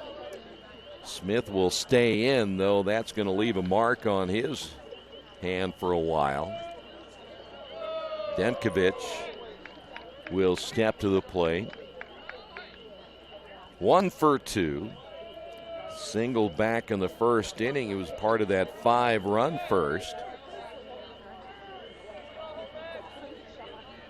As Greavy set to throw, and the first pitch on the way, popped him a foul, and that'll go out of play to our right. No balls and a strike. If you just joined us again, the Quakers playing without their best hitter here in game number 2. Danny Dopp was hurt in the first game. He was going after a shallow fly ball in right center field. It ended up turning wrong, and he limped out of the ball game, and so he's been out for game number 2, and we'll have to wait and see what his status will be for the rest of the week. The stretch by Greavy, and the pitch on the way, grounded back up the middle. Will it be 2? That's a slow roller. They'll get 1 there. The relay to first, no. Unless they're going to call interference down at second base. The runner apparently did not slide, so that will be a double play.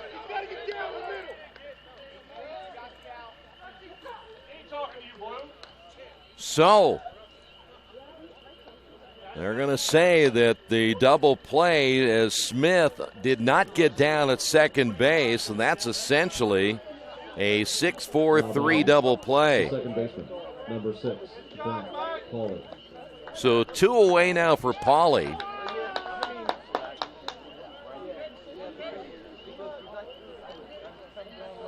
And Pauly will step up. He is still to get an at-bat here. We'll take that back. He did reach on an error in the first inning and then walked in the third.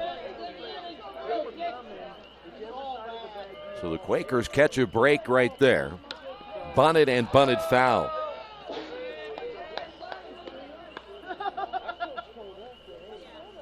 Boy, you look at times the Quakers have caught a break. You go back to that first game in which in the first 2 innings, those 2 innings, they gave up a 1 run in the first and a run in the second, but those innings could have been much worse.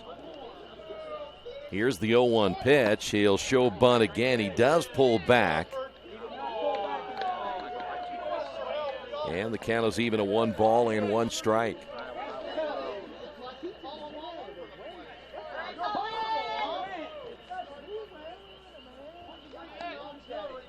Two away here in the 6th inning. The pitch hit foul. I take that back in the 5th inning.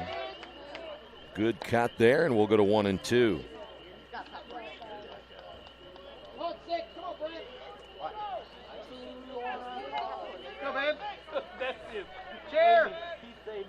Greavy trying to get through the 5th inning once again as the 1-2 pitch on the way, pop foul. And I say once again, you virtually look at now being a 1-2-3 inning if you can get Pauly right here.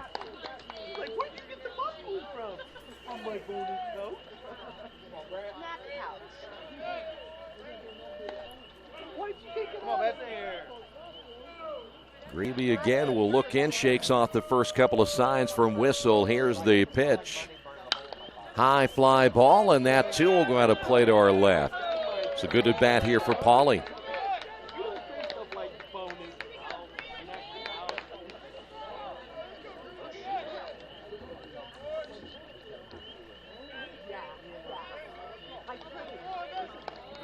Fleming replacing Sparks.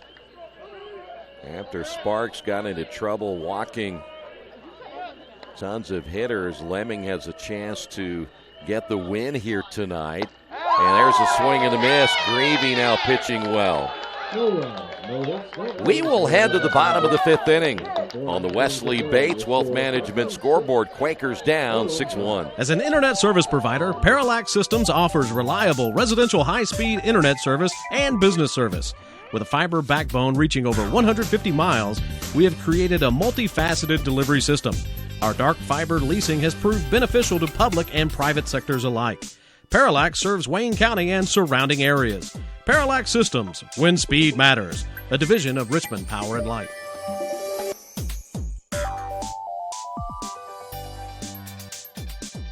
At the Reed Orthopedic Center, our physicians and support team devote themselves to helping you return to a healthy and active lifestyle. Our expertise includes shoulder, elbow, foot, ankle, hand, wrist, hip, and knee injuries, as well as pain management and rehabilitation, and school athletic training programs and sports medicine. We are committed to providing you with the best possible orthopedic treatment that we can. To request an appointment at the Reed Orthopedic Center, call 765-935-8905.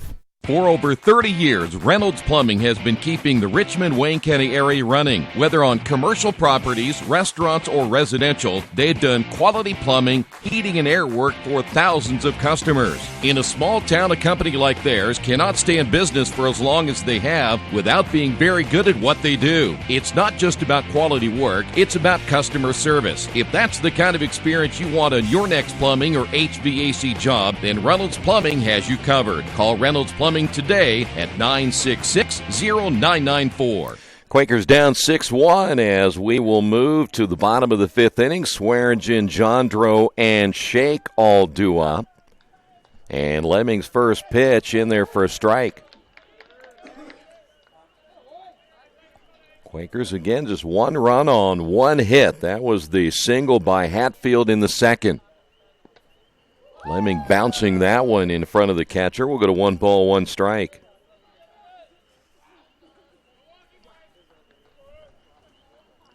Quakers managing only 5 hits in the first game. And Lemming set to throw, and the fastball is up high, 2 balls and a strike.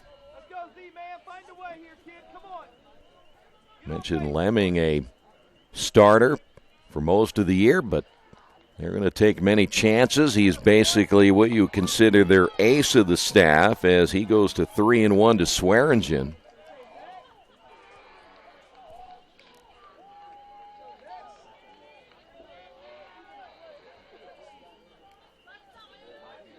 He has walked 2 since he's been in the ball game. Here's your 3-1 pitch, hit well, line drive into left field, but Smith is there, will make the catch, 1 away.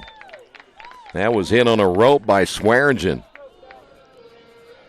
Here's Jandro.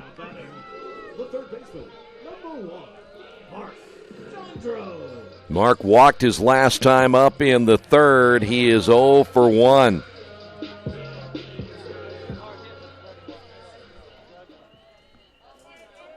We still have not gotten a final on that Transylvania-Anderson game as that pitch is outside. There we go. Now it's a final. Transylvania wins it 9-8 in 12. So they split that doubleheader. That's hit foul. 1 ball and 1 strike.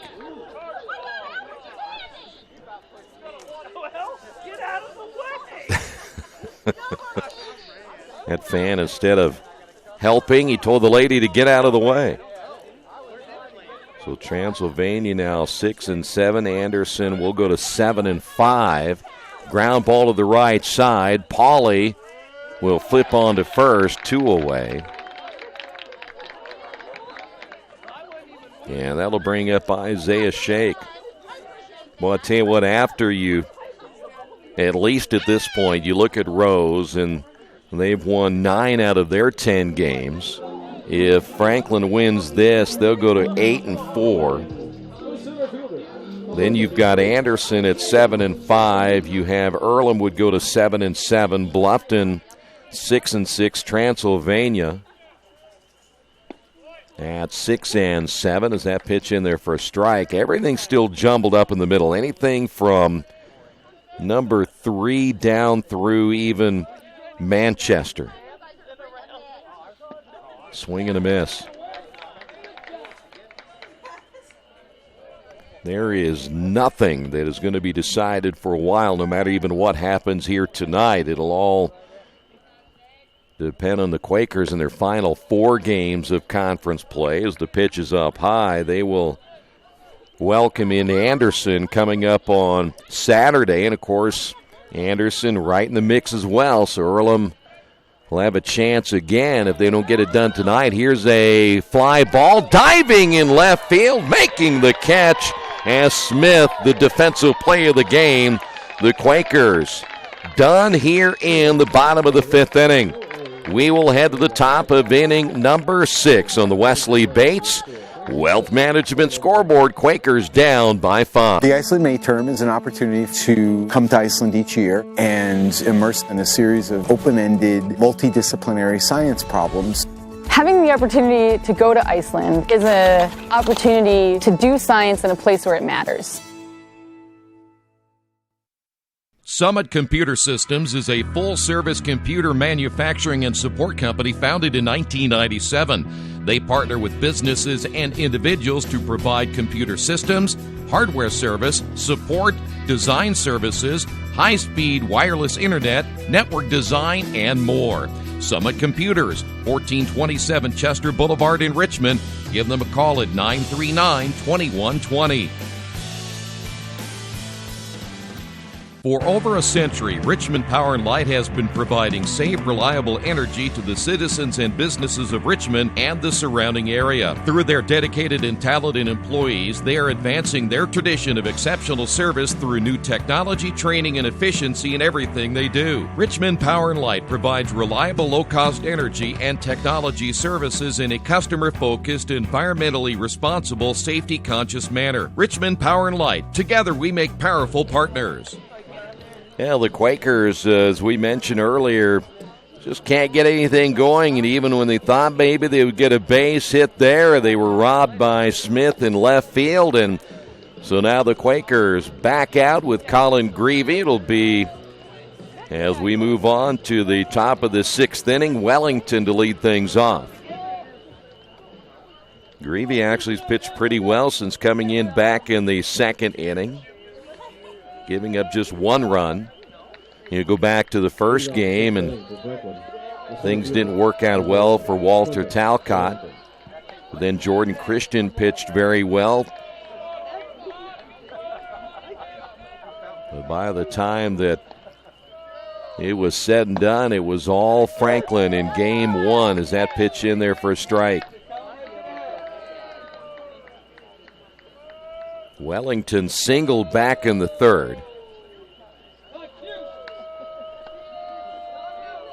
Here's the 0-1 pitch. Hit foul. No balls, 2 strikes.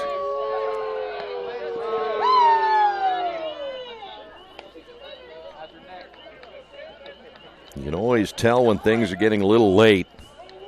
Crowd downstairs gets a little tipsy. No balls, 2 strikes to Wellington. And the pitch on the way. He check swing. Did he go around? They will appeal. He did not. And we'll go to 1-2.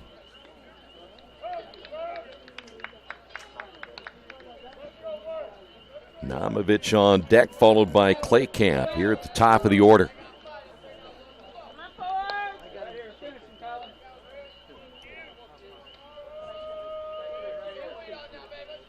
Here's the 1-2 pitch. Hit foul. And we'll stay at 1 ball, 2 strikes.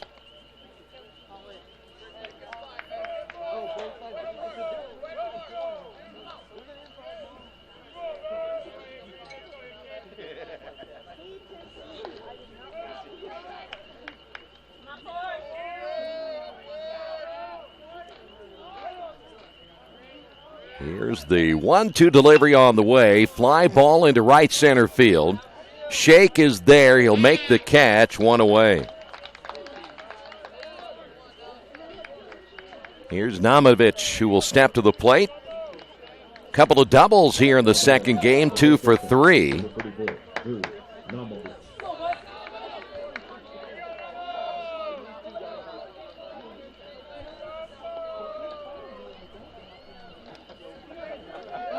Namovich scored one of those 5 runs in the 1st inning. He's one of those guys, again, as we mentioned earlier, really crowds the plate. He also sets deep in the batter's box as Greavy gets the sign and the pitch on the way. Patima fouling out of play.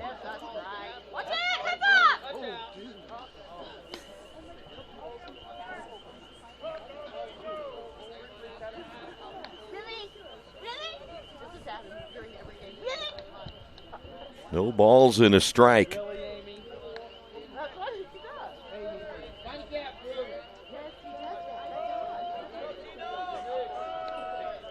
Here's the 0-1. Hit foul.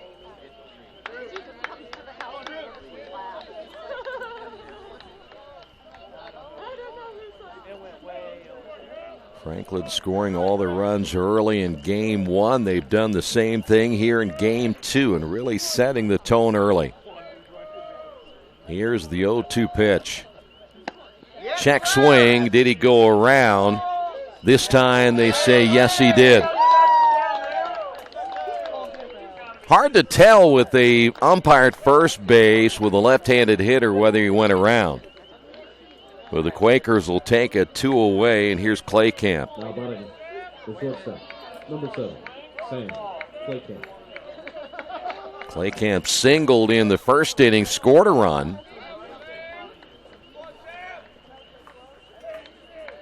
Because that's awful hard to tell whether he committed that bat across the plate like that from the left side when you have your first base umpire, maybe 100 and some feet down the line. How he could see that is hard to tell as that pitch is in there for a strike.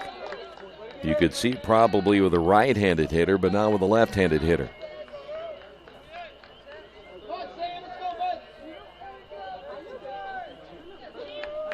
Right now, Greavy sailing here in the 6th. That's fouled away. And we're going to no balls and 2 strikes.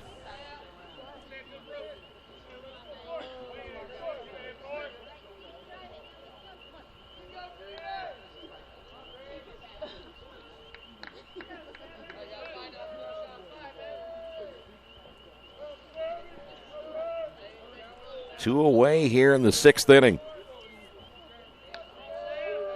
Long look this time by Greavy. Here's the pitch.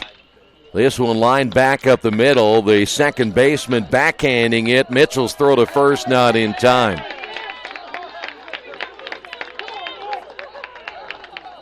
So Claycamp will get credit for the base hit. And that'll bring up Wright. Now batting the third baseman. 9 hits now by the Grizzlies.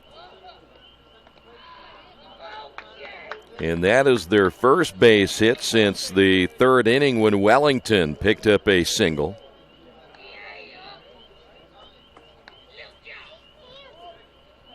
Right now is 0 for 3.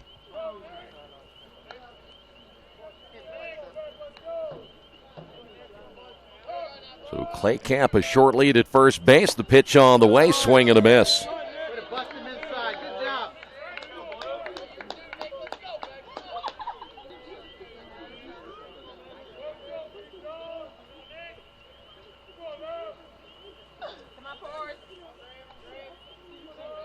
No balls and a strike is right back in, and Greavy set to throw.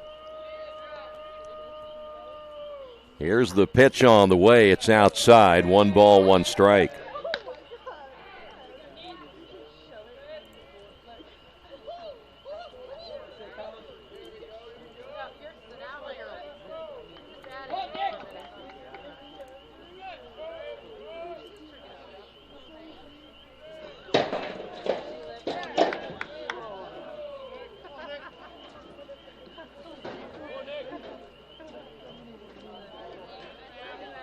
Greavy again will get the sign from Whistle. A short lead by Claycamp, and he'll draw a throw.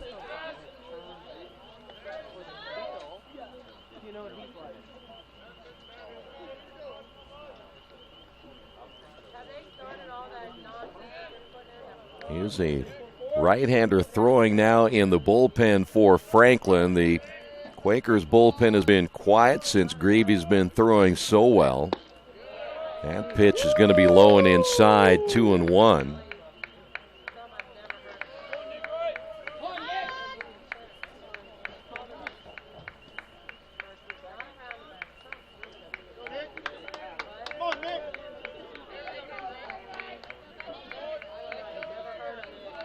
Greavy comes set. Here is the 2-1 pitch hit high in the air to left center field. This is going to carry all the way to the fence and almost making the catches shake. He will go down. The run will score as Claycamp scores from first. And Wright will be into third. It's now 7-1. Well, that was hit high in the air as Wright almost got that out of the ballpark. Here's Bixler. Now batting the right fielder, number 5, Ryan Bixler. Bixler has doubled. He has struck out twice. That would have been a tough play for anybody, but Shake went a long way to try to get it. In the 370, very close to the 375 mark in left center field. So now Bixler steps up with a run down at third, 7-1 your score. Greavy's pitch on the way is up high for a ball. 10th hit of the ball game now for the Grizzlies.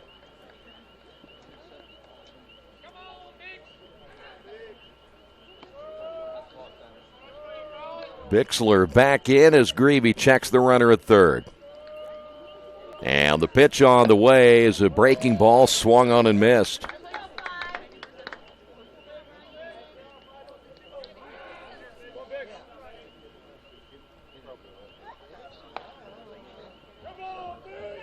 Both the home runs that were hit today came in game one, but that one was really close by Wright, who stands at third base. Here's the pitch. There's a strike.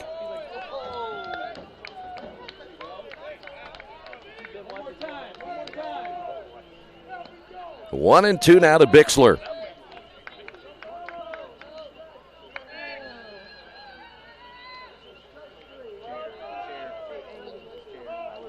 Greavy will come set. He'll check the runner at third. The pitch on the way is a breaking ball. Got him swinging. We will head to the bottom half of inning number 6. A run across for Franklin. And the Grizzlies lead it on the Wesley Bates Wealth Management scoreboard, 7-1. Some people are born lucky. Other people take luck into their own hands, avoid stepping on sidewalk cracks, and wouldn't dare walk under a ladder. But whether you were born with luck or make your own, when it comes to your insurance coverage, luck should have nothing to do with it. So talk to Indiana Farm Bureau Insurance today or visit them online at imfarmbureau.com to purice an auto policy. Indiana Farm Bureau Insurance. Stop knocking on wood. Questions about your coverage in Wayne County? Call 765-962-9548 and ask for me, Kevin Shearer. Since 1994, Beach Automotive has provided motorists in the Richmond area with the most comprehensive auto repair services that include general services, car and truck care, alignment, brakes, tires, engine, transmission, and more. Their goal is simple: to offer the best services available at affordable prices to get you back on the road in no time. For a high-performance vehicle, trust Beach Automotive. To learn more, give them a call at 765-966-8181. Beach Automotive, 110 East Main Street, Richmond. Big Boys Pizza is now open in Richmond, located at 1015 East Main Street, next door to the Civic Theater. The menu has great sandwiches, pasta, salads, and of course, pizza. Come dine in, carry out, or have your food delivered day or night, at home or at the office. Other locations are in Connorsville and Brookville. Bring in a sports ticket after any game and receive 10% off your purchase. Ticket must be dated for the same day as your purchase. Dine in, take out, or delivery. Big Boys Pizza. 765-488-0023. Hatfield will lead things off for the Quakers here in the bottom of inning number 6. Hatfield singled back in the second. That is the only hit for the Quakers here tonight in game 2. Lemming's pitch hit foul. Hatfield flew out in the third inning. In that third inning, the only inning in which the Quakers managed to squeeze across a run. That's hit foul this time on the left side. And the count to no balls, 2 strikes. Hatfield, McCabe, and Robertson all due up. Challenge up right here, 1-7. Let's go, baby. High fly ball as the left fielder, Smith, camping underneath that one. He had a difficult time locating the baseball there. Eventually does for one away. And here's McCabe. That ball hit high in the air that time by Hatfield.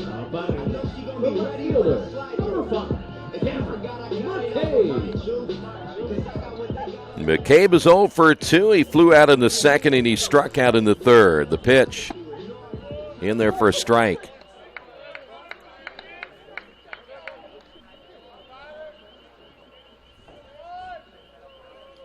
Fleming working very quick. He doesn't waste a whole lot of time. He just gets the sign and throws, and he's ahead at 0-2.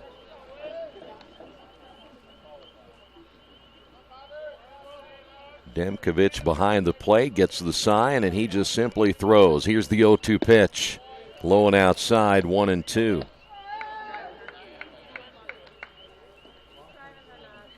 It's amazing how well Earlham had hit in that 4-game winning streak, but it is stopped here tonight. That's a slow roller to the third baseman right. His off-balance throw in time. 2 away.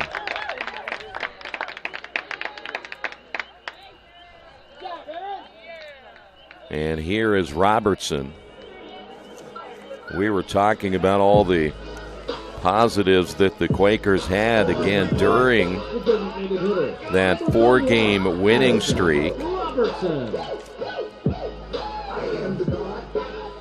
When you talk about the top of the order, the first 5 hitters, the Quakers in that hitting streak were at 390 as that pitch in the dirt, 1-0.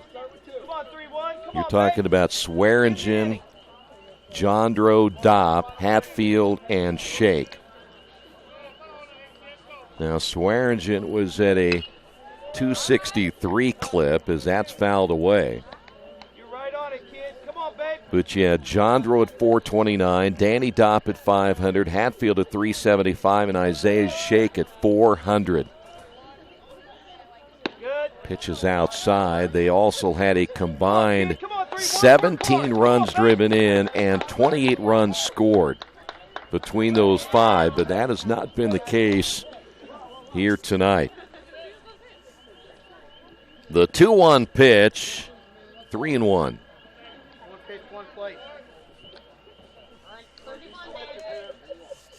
Give you kind of a idea in that first game.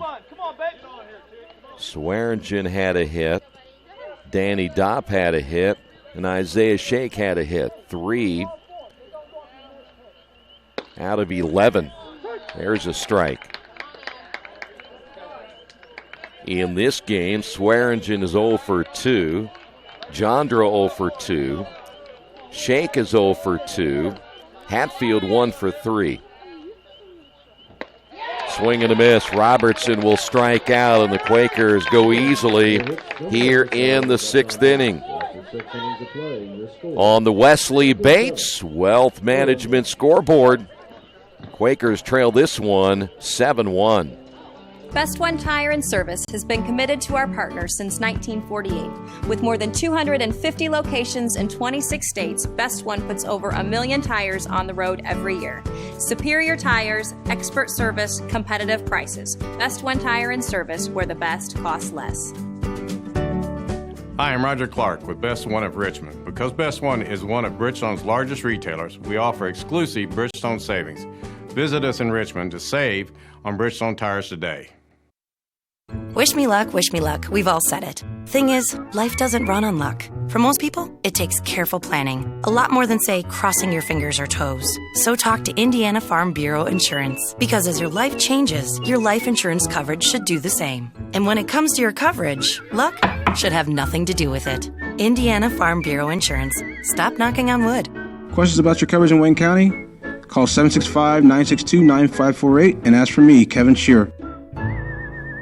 Kate's Cages is the #1 indoor training facility for baseball and softball in Richmond by far. With top flight instructors, you will learn how to play the game the right way. Everything from pitching, hitting, catching, and fielding. Kate's Cages will also have the opportunity to participate in triple play fall ball, the softball academy, individual and team camps, and individual private workouts. Kate's Cages Baseball and Softball Indoor Training Facility, 1366 Rose City Boulevard. Call 993-2353 for more information. We will head to inning number 7 back here at Randall R. Sadler Stadium. It'll be Miss Smith and Demkovich. The designated hitter, number 27, Alex Miss. Miss has struck out twice here in the second game. He's 0 for 3. And this will be the third time he gets a look at Colin Greavy. And the right-hander's first pitch, blowing outside for a ball. Dominique Michael warming up in the bullpen for the Quakers, so we may see Dominique relatively soon as Greavy set to throw, and that pitch is inside. 2 balls, no strikes.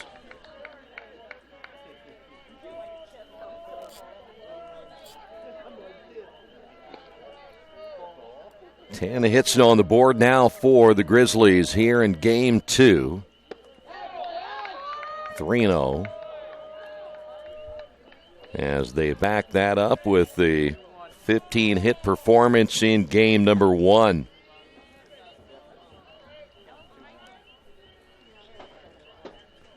All 4 of the errors committed tonight by the Quakers happening in the first couple of innings. Here's your 3-0 pitch.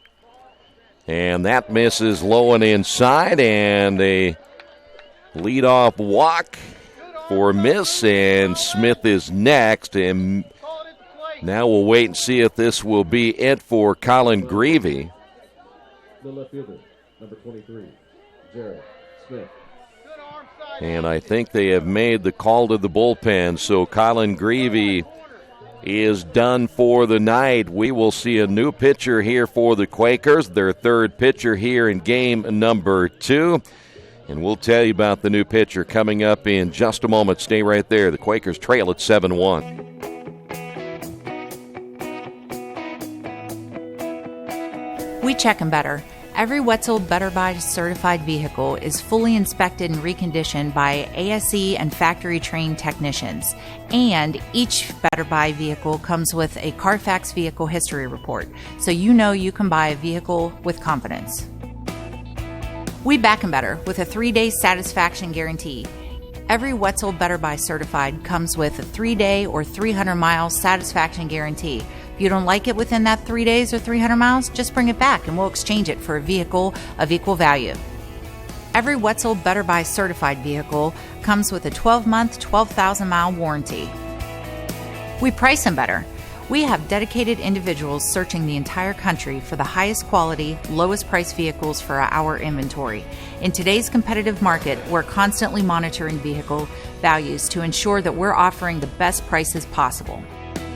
We guarantee that every Wetzel Better Buy vehicle is the highest quality used car or truck around.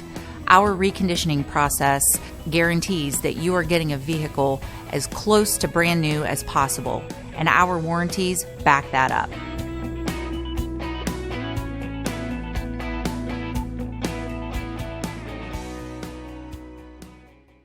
At First Bank Richmond, we provide you with an excellent banking experience. Whether it's personal checking, savings, mortgage loans, consumer loans, retail lending, or trust and investments, you can count on First Bank Richmond. First Bank Richmond has been serving the Richmond area since 1887. For more information, give them a call at 962-2581 or go to their website at firstbankrichmond.com. We had mentioned that Dominique Michael was throwing in the Quaker bullpen, so he will come in. Third pitcher used by the Quakers here in game number 2. Dominique, the sophomore out of Salineville, Ohio, 6'1", 155. Now pitching for your Quakers, number 24, Dominique Michael. So Smith will step up. Couple of base hits, couple of runs scored. He was hit on the hand on the last pitch that he saw in the 5th inning by Colin Greavy, and they checked him out. He stays in the ball game. And his first look at Dominique here in the top of the 7th inning. The pitch on the way is a breaking ball in there for a strike.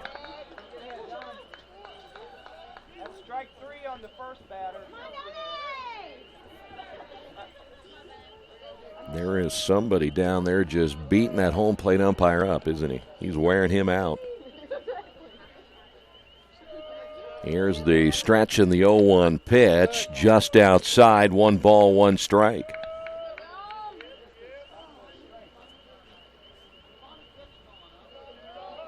Well, the Grizzlies have had a base runner in every inning in this game other than the 4th.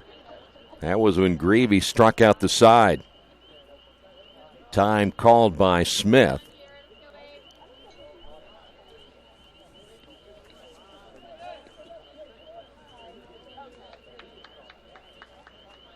Smith out of Frankfort, Indiana. There's a strike.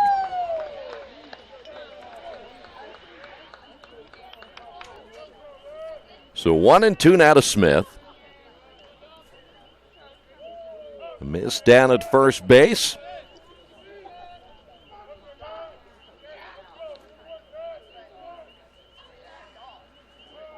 Dominique again, a long look at whistle now set. Here's the pitch. Reaching out, poking this one to the second baseman. No play at first as Smith able to get back in time. So 1 away, here is Demkovich. The catcher, number 43, Logan Demkovich. Demkovich 1 for 3. His base hit came back in the 1st inning. That was a RBI single.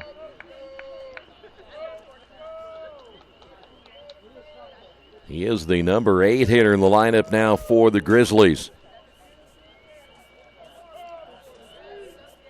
Michael comes set, and here's the delivery on the way. It's on the outside corner for strike.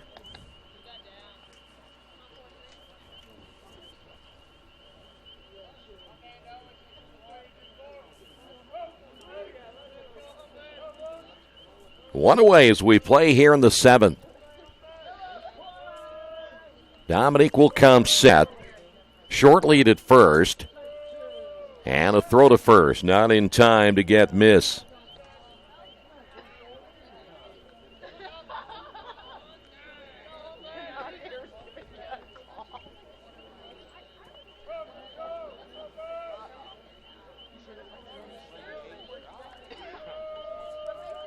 Here's the 0-1.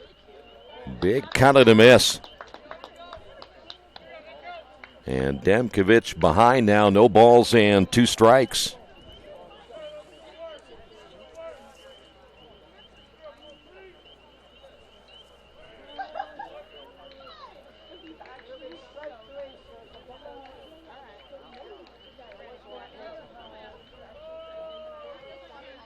The 0-2 delivery on the way. That's outside. We'll go to 1 ball, 2 strikes.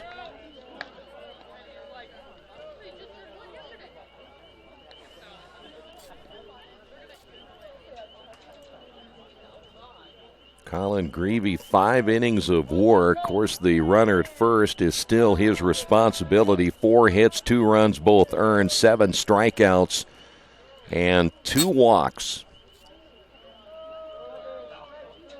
The 1-2 pitch on the way, hit foul.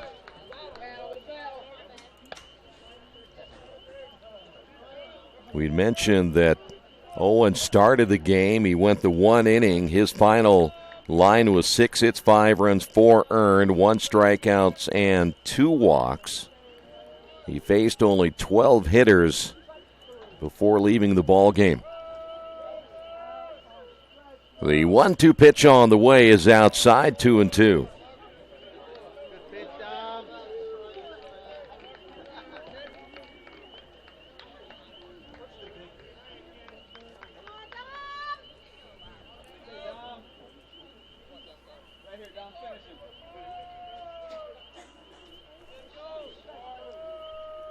The break-even pitch on the way, hit foul. Another good cut that time by Demkovic. We will stay at 2 balls and 2 strikes.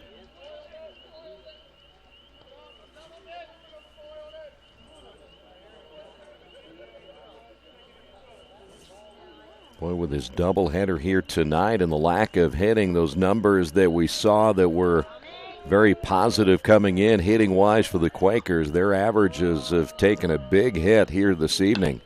That's hit foul again. Demkovic getting his money's worth. We'll stay at 2 balls and 2 strikes.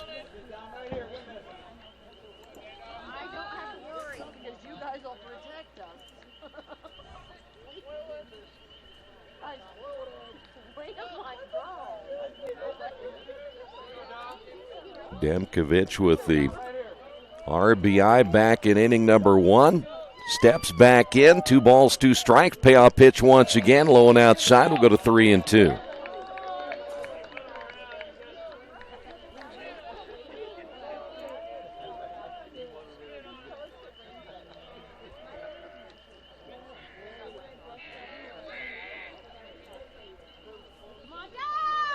Three balls, 2 strikes.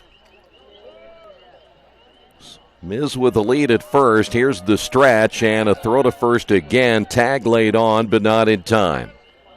Again, he's got a very short lead at first base.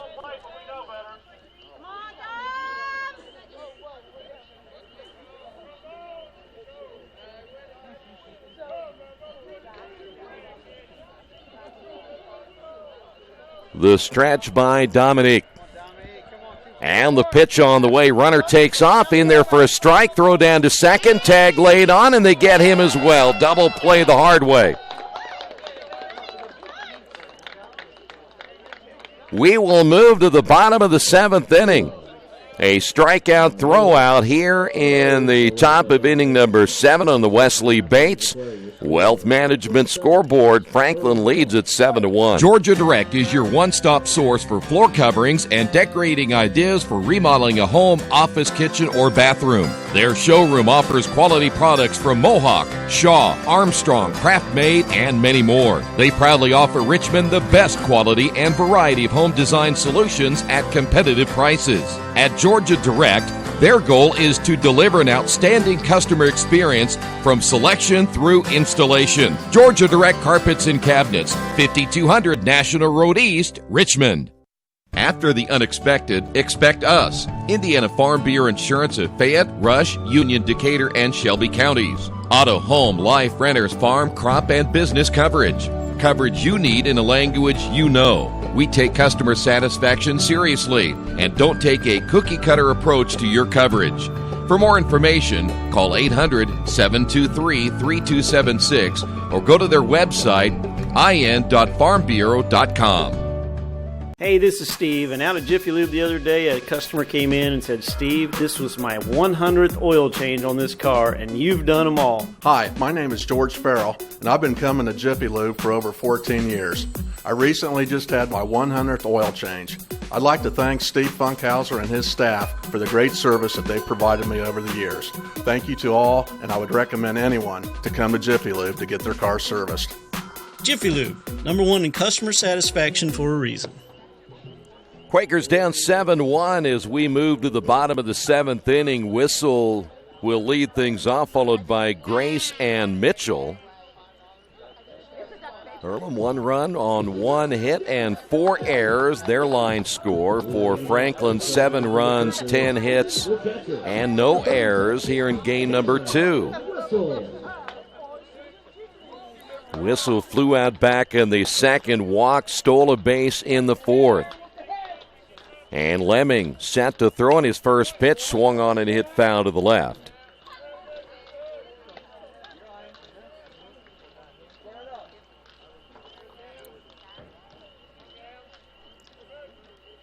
Lemming with a new baseball set to throw, and the pitch is a fastball outside. And that evens the count of 1 ball and 1 strike. Outfielder, in fact, Wellington shaded toward right field in center. Is that pitch in there for strike 2?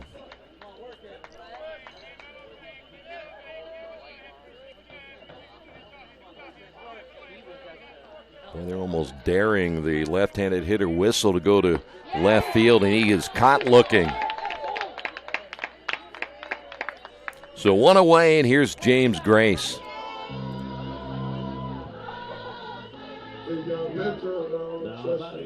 Grace walked and scored in the third. He struck out in the fourth.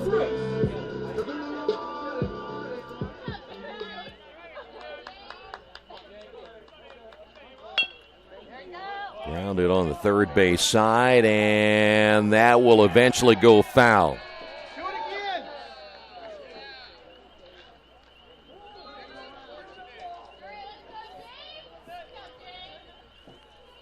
We will see Baisley come in for the Quakers and hit in the number 9 hole. James right now hitting .250 on the year. No home runs. He has driven in 1. He has 8 stolen bases.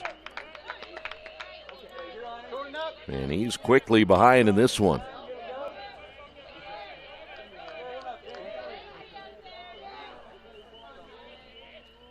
The 0-2 pitch.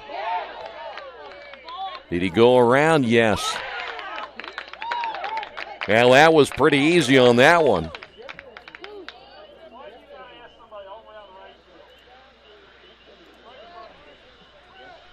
So with 2 outs, here's Baisley.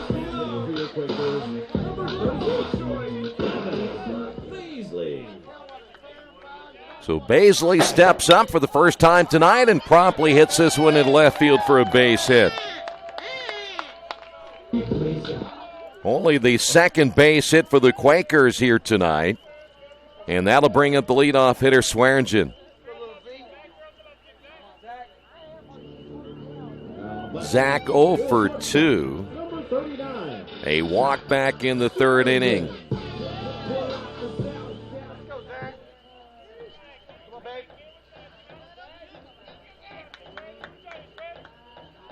The stretch by Lemming. This one hit into right field. That'll be a base hit. And now the Quakers with runners at first and second with 2 outs. Well, I'll tell you what, the last 2 hits right there coming on the first pitch. Here's Mark Jandro. Well, perhaps the Quakers should be swinging at that first pitch by Lemming. Lemming had struck out 3 in a row, now has given up back-to-back base hits. That pitch in there for a strike.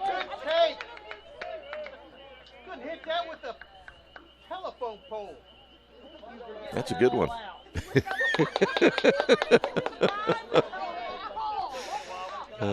He's wearing him out, though. Here's the 0-1, hit foul.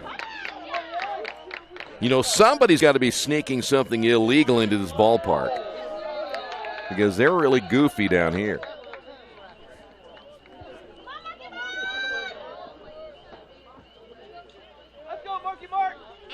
No balls and 2 strikes.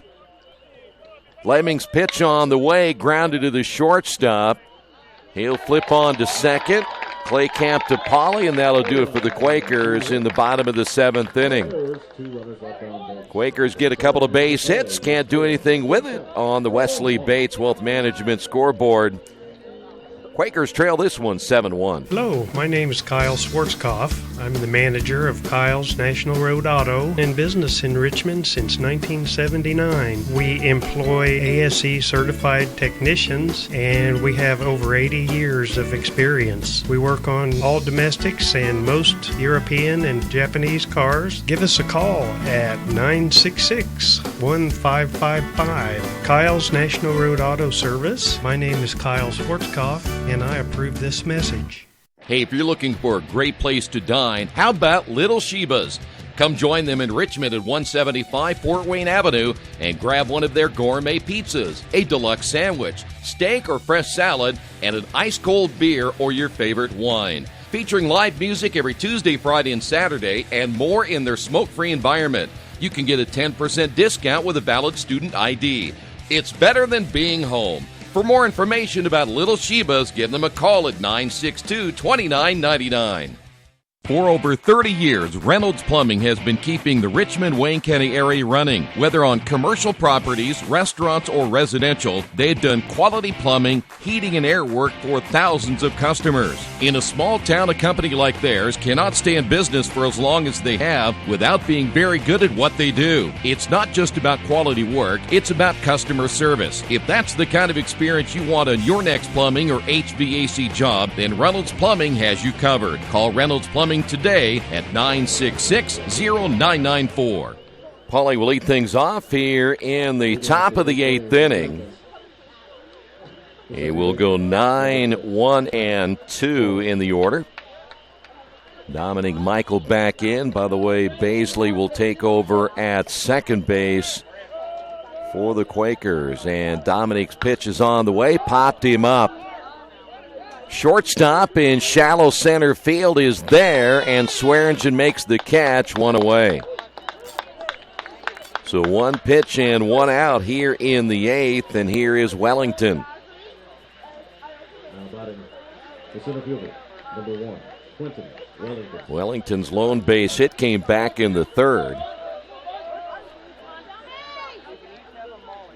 Well, the way this one has been played out in this second contest, they really took the life out of the Quakers early in game 1. They did the same thing with the 5 runs in that first inning here in game number 2. As that pitch is inside, 1 ball, no strikes. You can call the inside corner. Let's go. Let's go.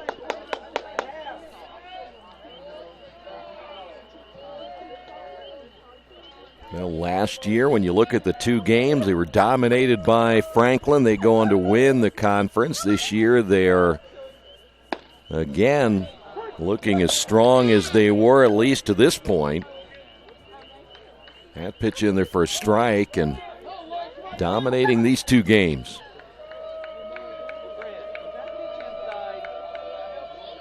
The 1-1 pitch on the way is in there for strike 2.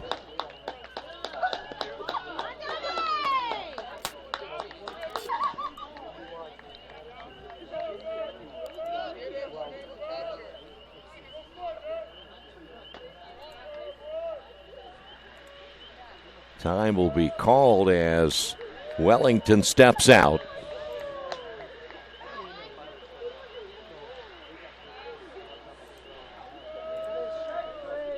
The 1-2 pitch on the way got him swinging. So 2 away here in the 8th. Here's Namovich. Now batting the first baseman, number 44, Drew Namovich. Namovich struck out looking his last time up in the 6th inning.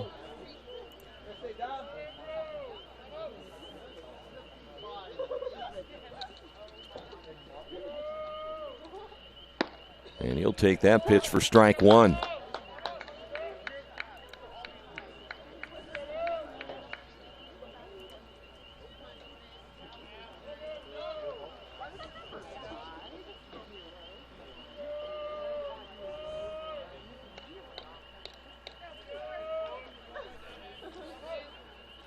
Franklin will have 2 non-conference games coming up. In fact, they're scheduled to travel to St. Francis tomorrow. That pitch is low, 1 ball and 1 strike. Of course, they weren't scheduled to play here tonight, so it's going to be a rough one going to St. Francis tomorrow for another doubleheader. That pitch is up high. They still have their 6 non-conference games. 4 of those will be on the road, or I should say 4 of those will be at home, including a doubleheader on Tuesday the 30th against Anderson. And they'll play Defiance at home, and they get Mount St. Joe on the road. That pitch in there for strike 2. So in reality, for the Grizzlies, a favorable home schedule.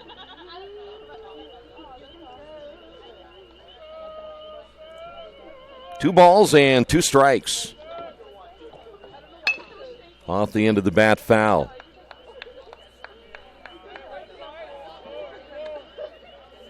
course, as we said earlier, everybody chasing Rose Hallman, who is 9-1.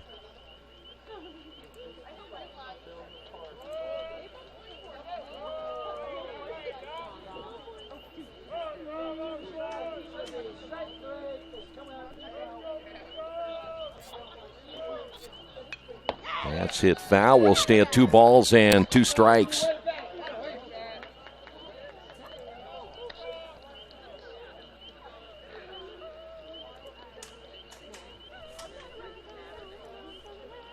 Two-way here in inning number 8. Quakers down by 6. As Dominique Michael set to throw, here's the delivery on the way. Grounded back to Dominique, reaching down. We'll snag that one, throw on to first. We'll head now to the bottom of the 8th inning. On the Wesley Bates Wealth Management scoreboard, Quakers trail at 7-1. Our community, it's where we live, it's where we work, it's where we play. At West End Bank, we're not just in the community, we're a part of the community. And that's why we support over 100 programs for local nonprofits and schools, including our financial literacy program that positively impacts countless students throughout the area. You bank locally, so we give back locally to watch people grow with endless possibilities.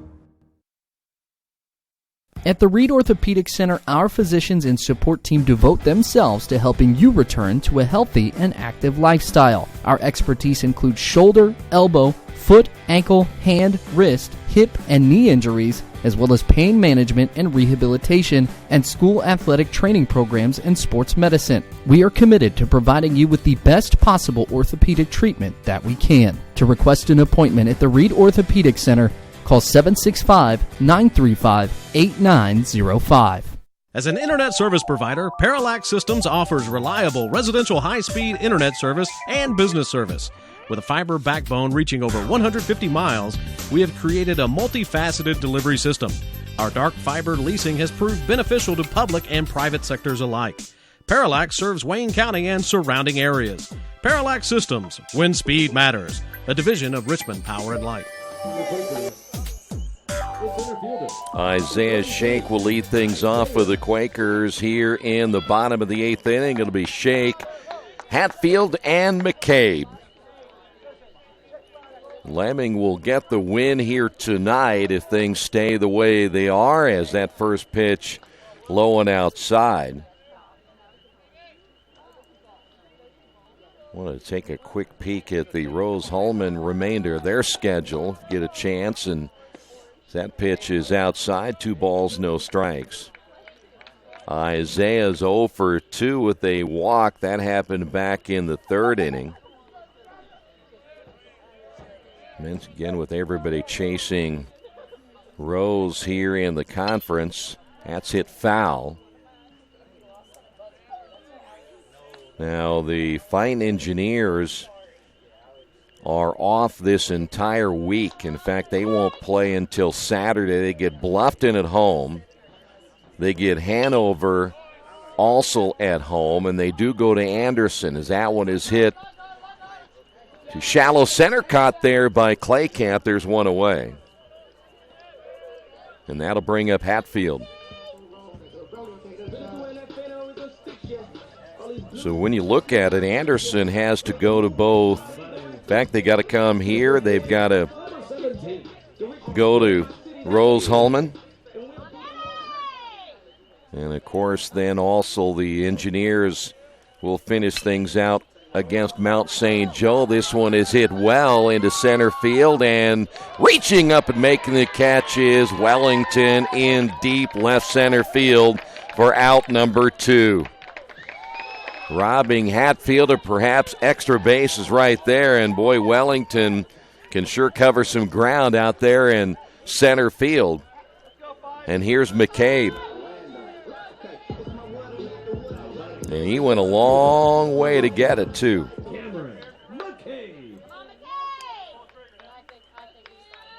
So now McCabe will step to the plate. McCabe 0 for 3, including a strikeout back in the 3rd inning. He'll take that pitch high and inside. 1 ball, no strikes.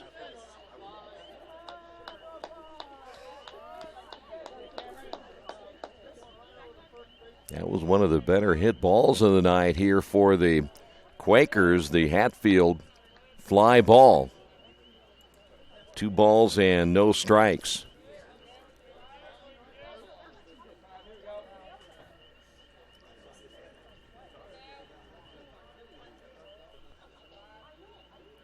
The pitch on the way, popped him up.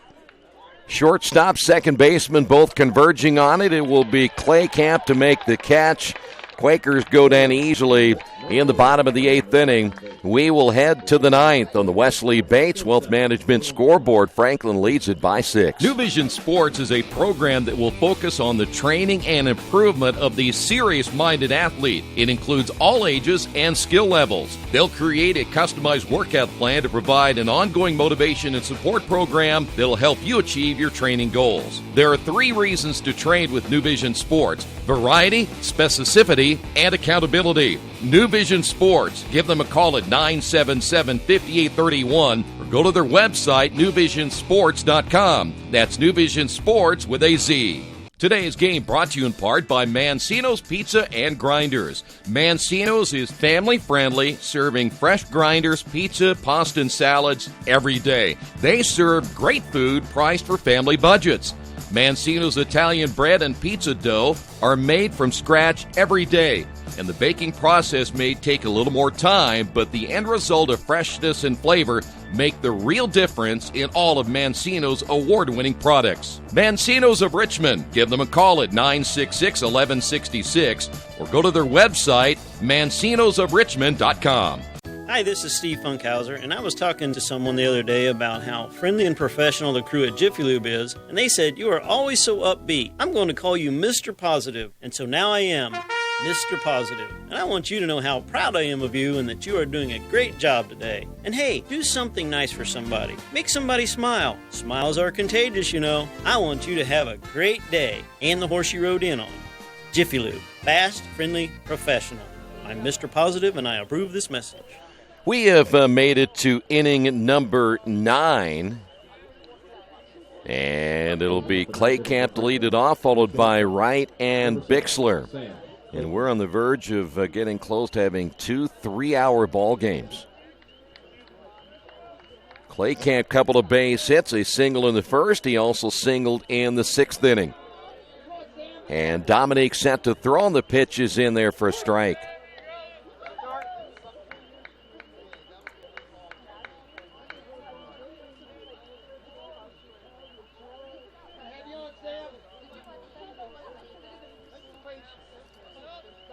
Michael set to throw, and here's the 0-1 pitch, and he fools him with an off-speed pitch, and it's now 0-2.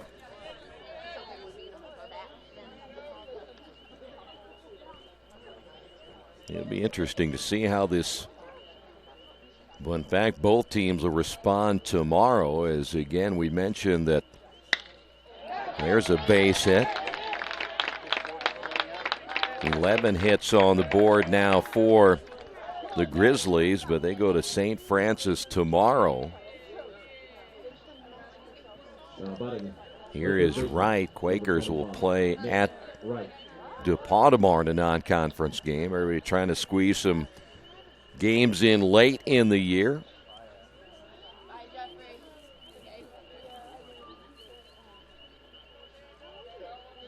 Wright picked up a triple back in the 6th inning.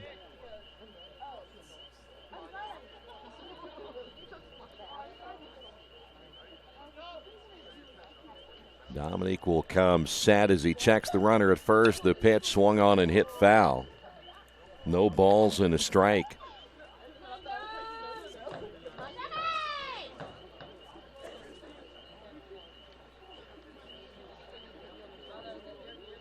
Right, the junior out of Bloomington South High School.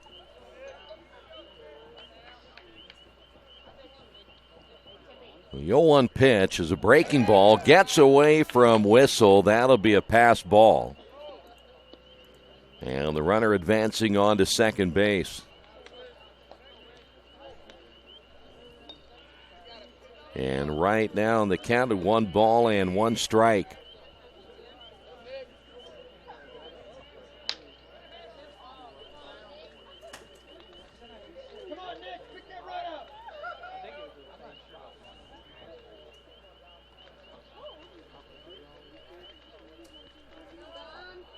Michael checks the runner, the pitch. There's a strike. It's 1-2.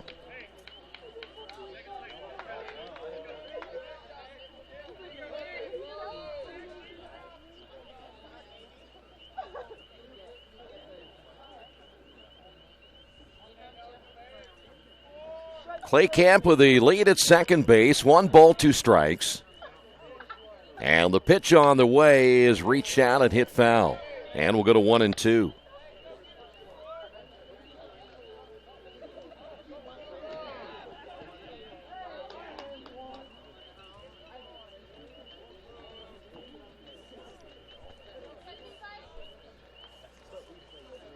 Franklin now a combined 26 hits in the 2 games here tonight.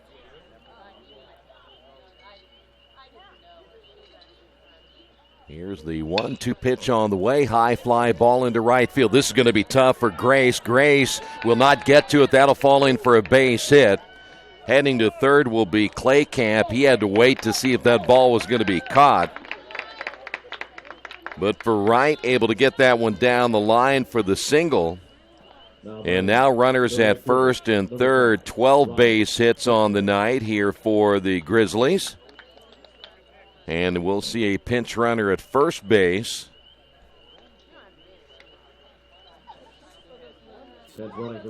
This will be Ben Burton out of Fishers. He is a freshman. So he'll be the pinch runner at first base for Wright.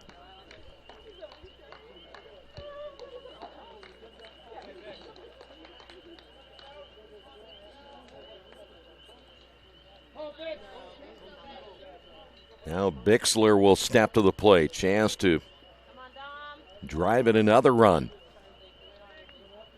Infield at medium depth with a runner down at third in Clay Camp. The stretch again by Dominique, and here's the pitch. He'll show bunt, and in there for a strike.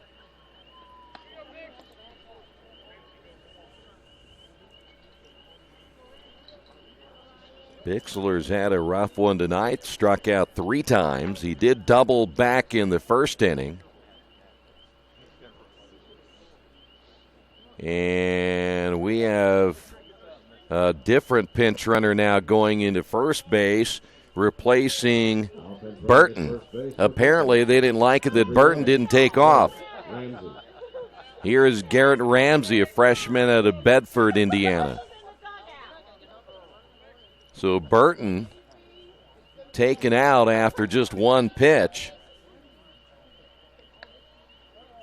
The stretch by Michael, and that's in there for strike 2.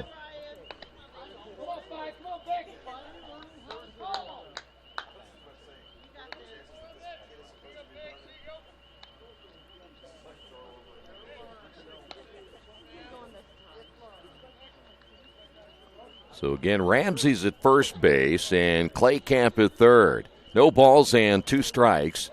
The pitch on the way, runner takes off and no throw. That'll be indifference. They didn't really care, so we'll go to 1 ball, 2 strikes.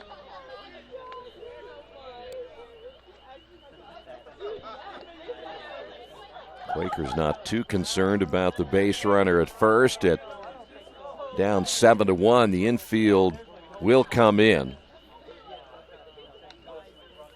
And time called now by Bixler. Bixler wants to make sure we're going to get to 10:43 and we'll have another 3-hour game. Here's the stretch and the pitch on the way, hit foul. As Bixler will stay alive. Pitch on the outside corner of the plate.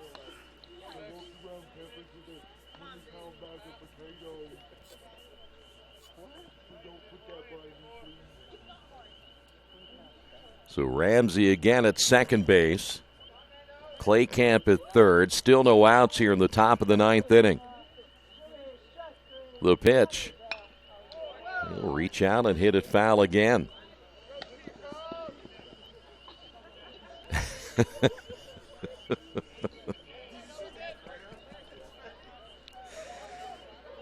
Tyler Robinson, a sophomore pitcher out of Whiteland, entertaining the crowd. 1 ball and 2 strikes. Time called again. We are going to make it to 3 hours. We're only 8 minutes away. That's a guarantee. Grounded foul, and we'll stay again at 1 ball, 2 strikes.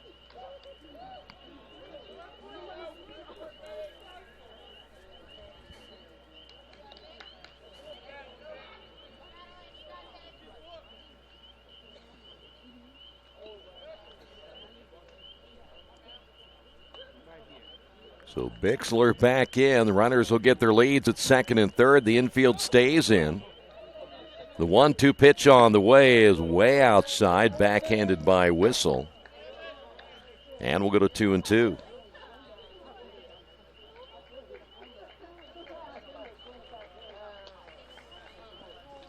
Five runs in the first, a single run in the third, another run in the 6th inning.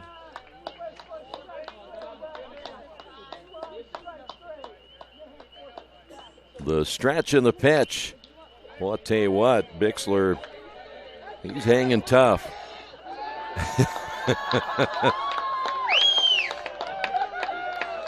Two players, one from Earlham, one from Franklin, are scrambling after the loose baseball.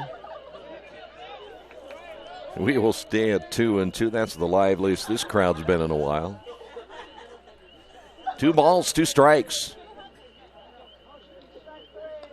The pitch on the way, hit high and foul. That one way out of there. Bixler way out in front on that one.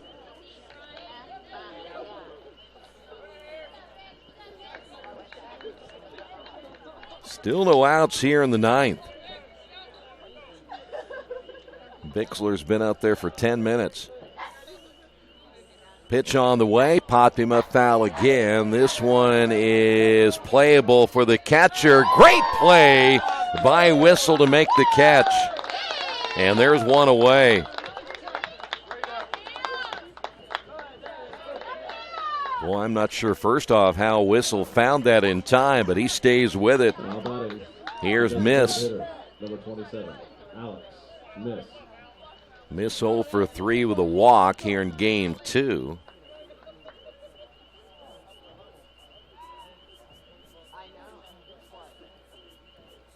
Think about Whistle's play right there. He really had to get rid of that mask quickly and locate the baseball in a rather short amount of time in order to make a play.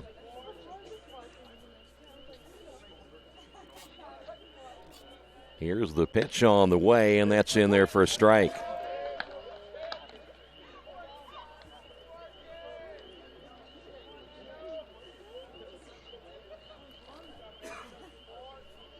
So now 1 away here in the top of inning number 9.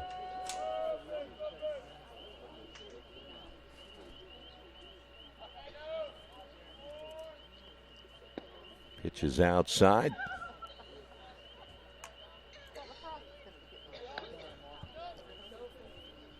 There is no activity in either bullpen right now, so it's up to Dominic Michael and Lemming to finish this one out, unless Lemming were to get in trouble in the bottom of the 9th inning. The stretch. Here's the pitch on the way. Check swing, but he went around. We will go to 1 ball, 2 strikes.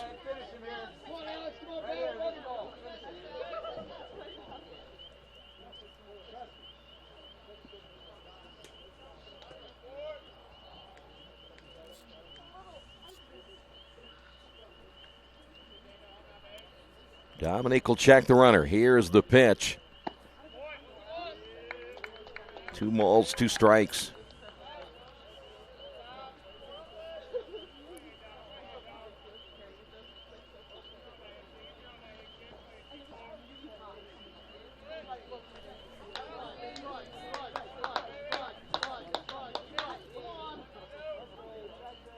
Long look this time by Michael into whistle. Here is the 2-2 pitch. Popped him up, and that a mile high, and will go out of play to our left. And we'll stay at 2 balls and 2 strikes. And this has been a long half inning.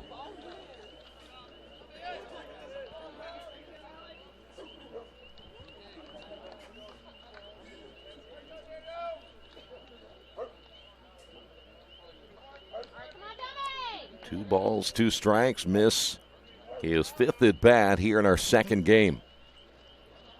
Has runners at second and third. And time is called.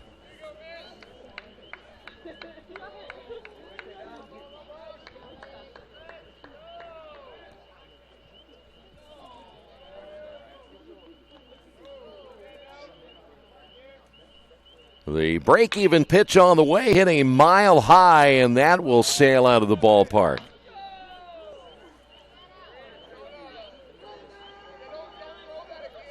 We've seen a couple of those foul balls really sail out of here, and they are out of here by a long way.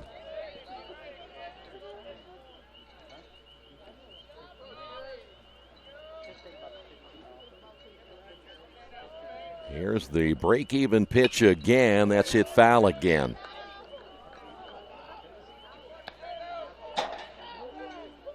By the way, it was this young man, Miss, in the first game who had fouled all those off. And he's doing it again here in game number 2.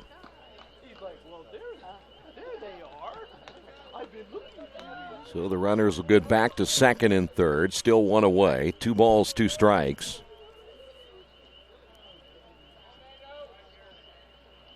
And Michael's pitch on the way is outside for ball 3.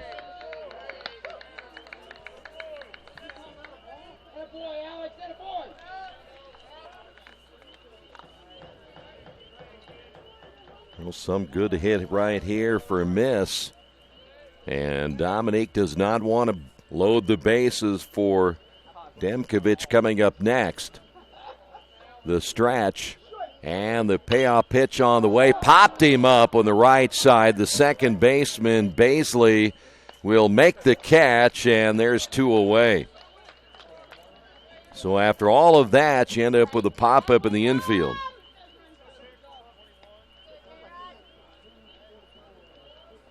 Here is Smith.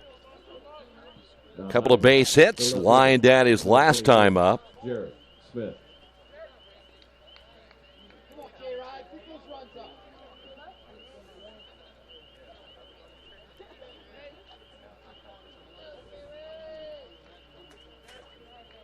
Singled back in the first inning. Picked up an RBI, singled in the third. It was hit by a pitch in the 5th, and again popped up in the 7th inning.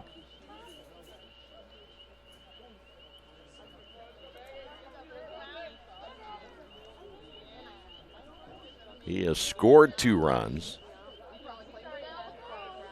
Time called. Dominique is not a quick worker.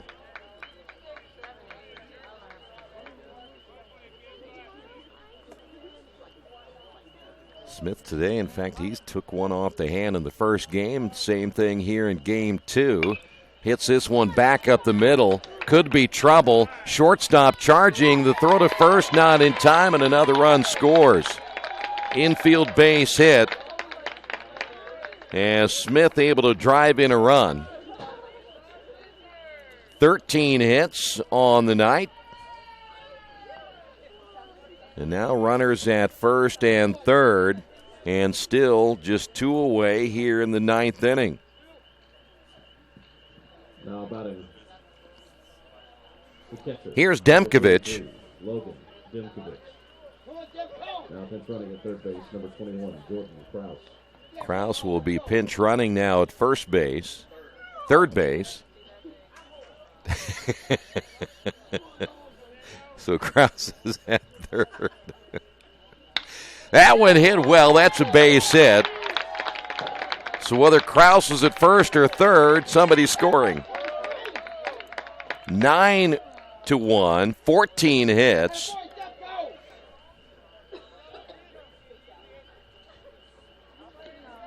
Geez, how many pinch runners did they have in right spot? Now batting the second baseman. Another base hit for Demkovich. Here's Pauly. So now 14 base hits. Might as well be. So now runners at first. It has been lately, that's for sure. First and second. Now time called by Pauly.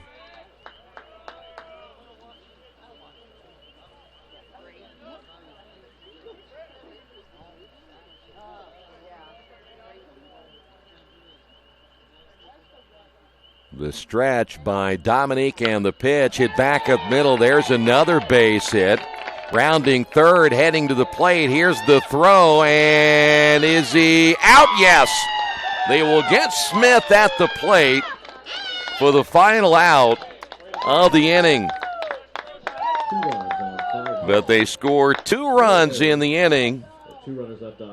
And we will head to the bottom of the 9th inning. On the Wesley Bates Wealth Management scoreboard, it's 9-1 Franklin. Summit Computer Systems is a full-service computer manufacturing and support company founded in 1997. They partner with businesses and individuals to provide computer systems, hardware service, support, design services, high-speed wireless internet, network design, and more. Summit Computers, 1427 Chester Boulevard in Richmond. Give them a call at 939-2120. Today's game is being brought to you by Tri-County Awards in Richmond. Customized awards and quality engraving services. When you come to Tri-County Awards, you'll get nothing but the best customer service. We take pride in our prompt service and easy availability. Celebrate success with a gorgeous medal, trophy, or plaque from Tri-County Awards. We've been crafting awards since 1972. Choose from a wide variety of designs and styles. We're a locally owned and family-operated business. Tri-County Awards, 1001 South East Street in Richmond. Mendenhall's True Value in Richmond is your local source for the things you need at home or your business every day. Everything from hardware, tools, carpet cleaner rentals, window and screen repair, lawn and garden supplies, as well as hunting and fishing licenses. It's all in one place at Mendenhall's True Value Hardware, right around the corner at 125 Southwest 5th Street in Richmond. Give them a call for more information at 962-4842. Well, there'll be some changes to tell you about. Looks like Bryant will take over. That is Jacob Bryant down at third base. He is out of Indianapolis, played at Speedway High School. And if we get any other changes, I don't think there are any others. We'll let you know here in a couple of moments as Addison Robertson will step to the plate. Robertson 0 for 3 here in the second game. So now 15 hits in both games tonight for the Grizzlies. That pitch in there for a strike. We mentioned Lemming will get the win. Here's a swing and a miss. No balls, 2 strikes now to Robertson.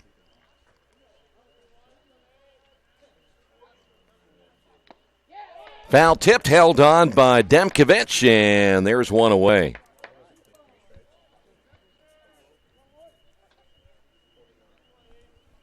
So now the hitter for the Quakers will be number 49, Easton Embry. For your Quakers, the catcher, number 49, Easton Embry.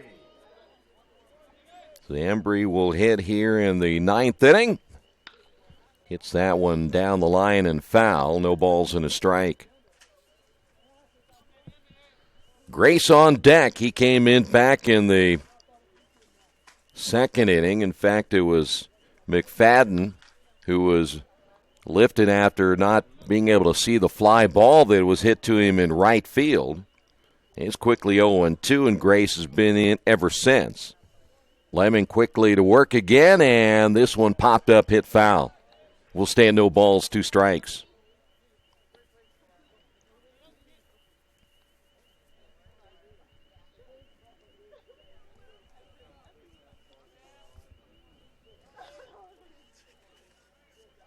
The wind and the 0-2. It's in the dirt. And we'll go to 1 ball, 2 strikes.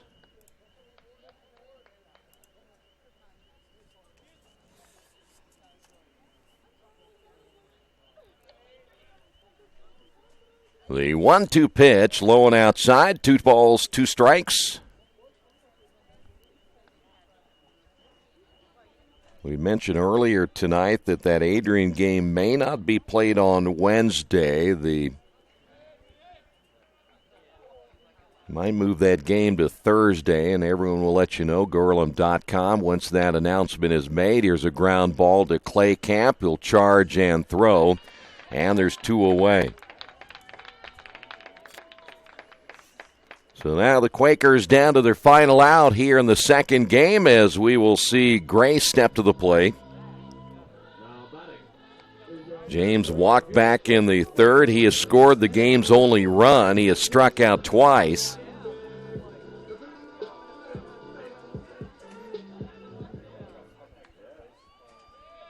Quakers will fall to 7-7 in the conference. They'll go into the 500 mark at 15-16 as that pitch is up high. 1 ball, no strikes.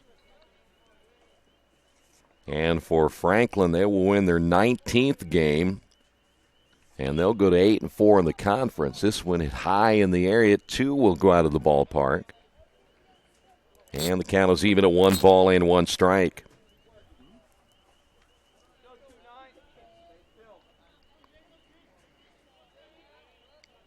Saturday will be a big day now for the Quakers. Anderson at 1 and 330. That one hit into the left center gap. That'll be extra bases. Grace on his horse. Well, in fact, he made the turn, but I think he might have missed first base. If he didn't, I'm not sure what he was seeing, because he had a clear double right there. So I'm not sure. Third head, but James basically took an extra base hit away from himself. If he didn't touch first base, and again, I'm not sure I couldn't have, but that's the only reason I think he'd go back to first, because there was no doubt he had a double there. That pitch is up high, but that is the kind of night it's been.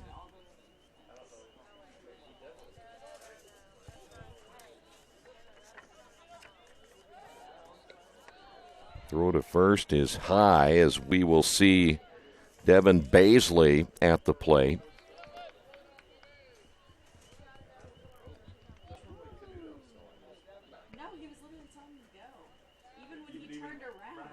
Here's the stretch again by Lemming, and the pitch on the way. There's a strike. Well, that's just kind of how this one's gone. In the first game, it was one of those nights. In game 2, it'll be the same thing. There's another strike. And the Quakers now down to their final strike.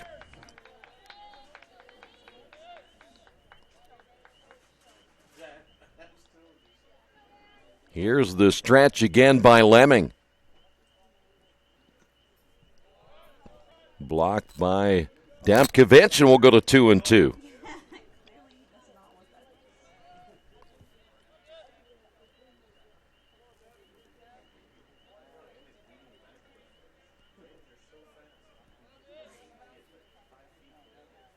The break-even pitch on the way, and boy, that wasn't too far off the plate. We'll go to 3 balls, 2 strikes.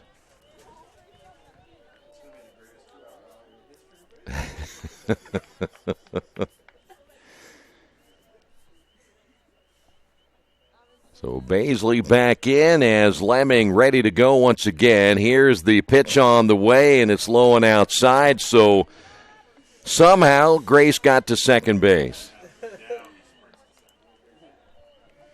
So now runners at first and second. And here's Swearingen at the top of the order.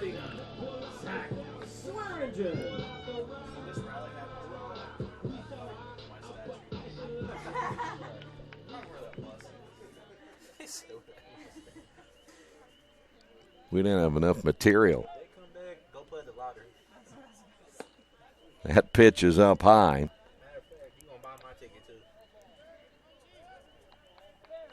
Swearingen base hit back in the 7th.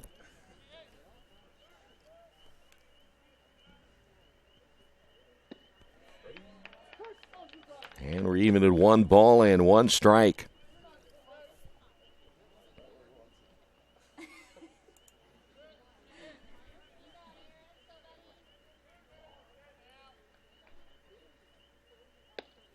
And we'll go to 2-1.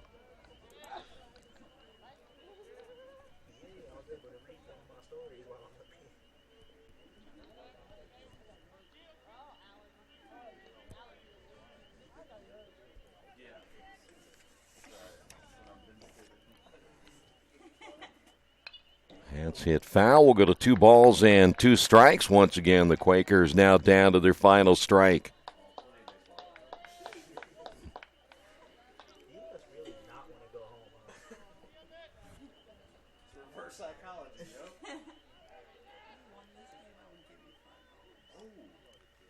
Here is the break-even pitch, high and inside, 3-2.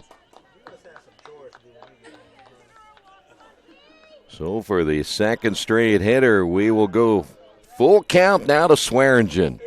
Runners will get their leads at first and second, and they will take off on the pitch. And foul tipped and held on by Demkovich, and that'll do it.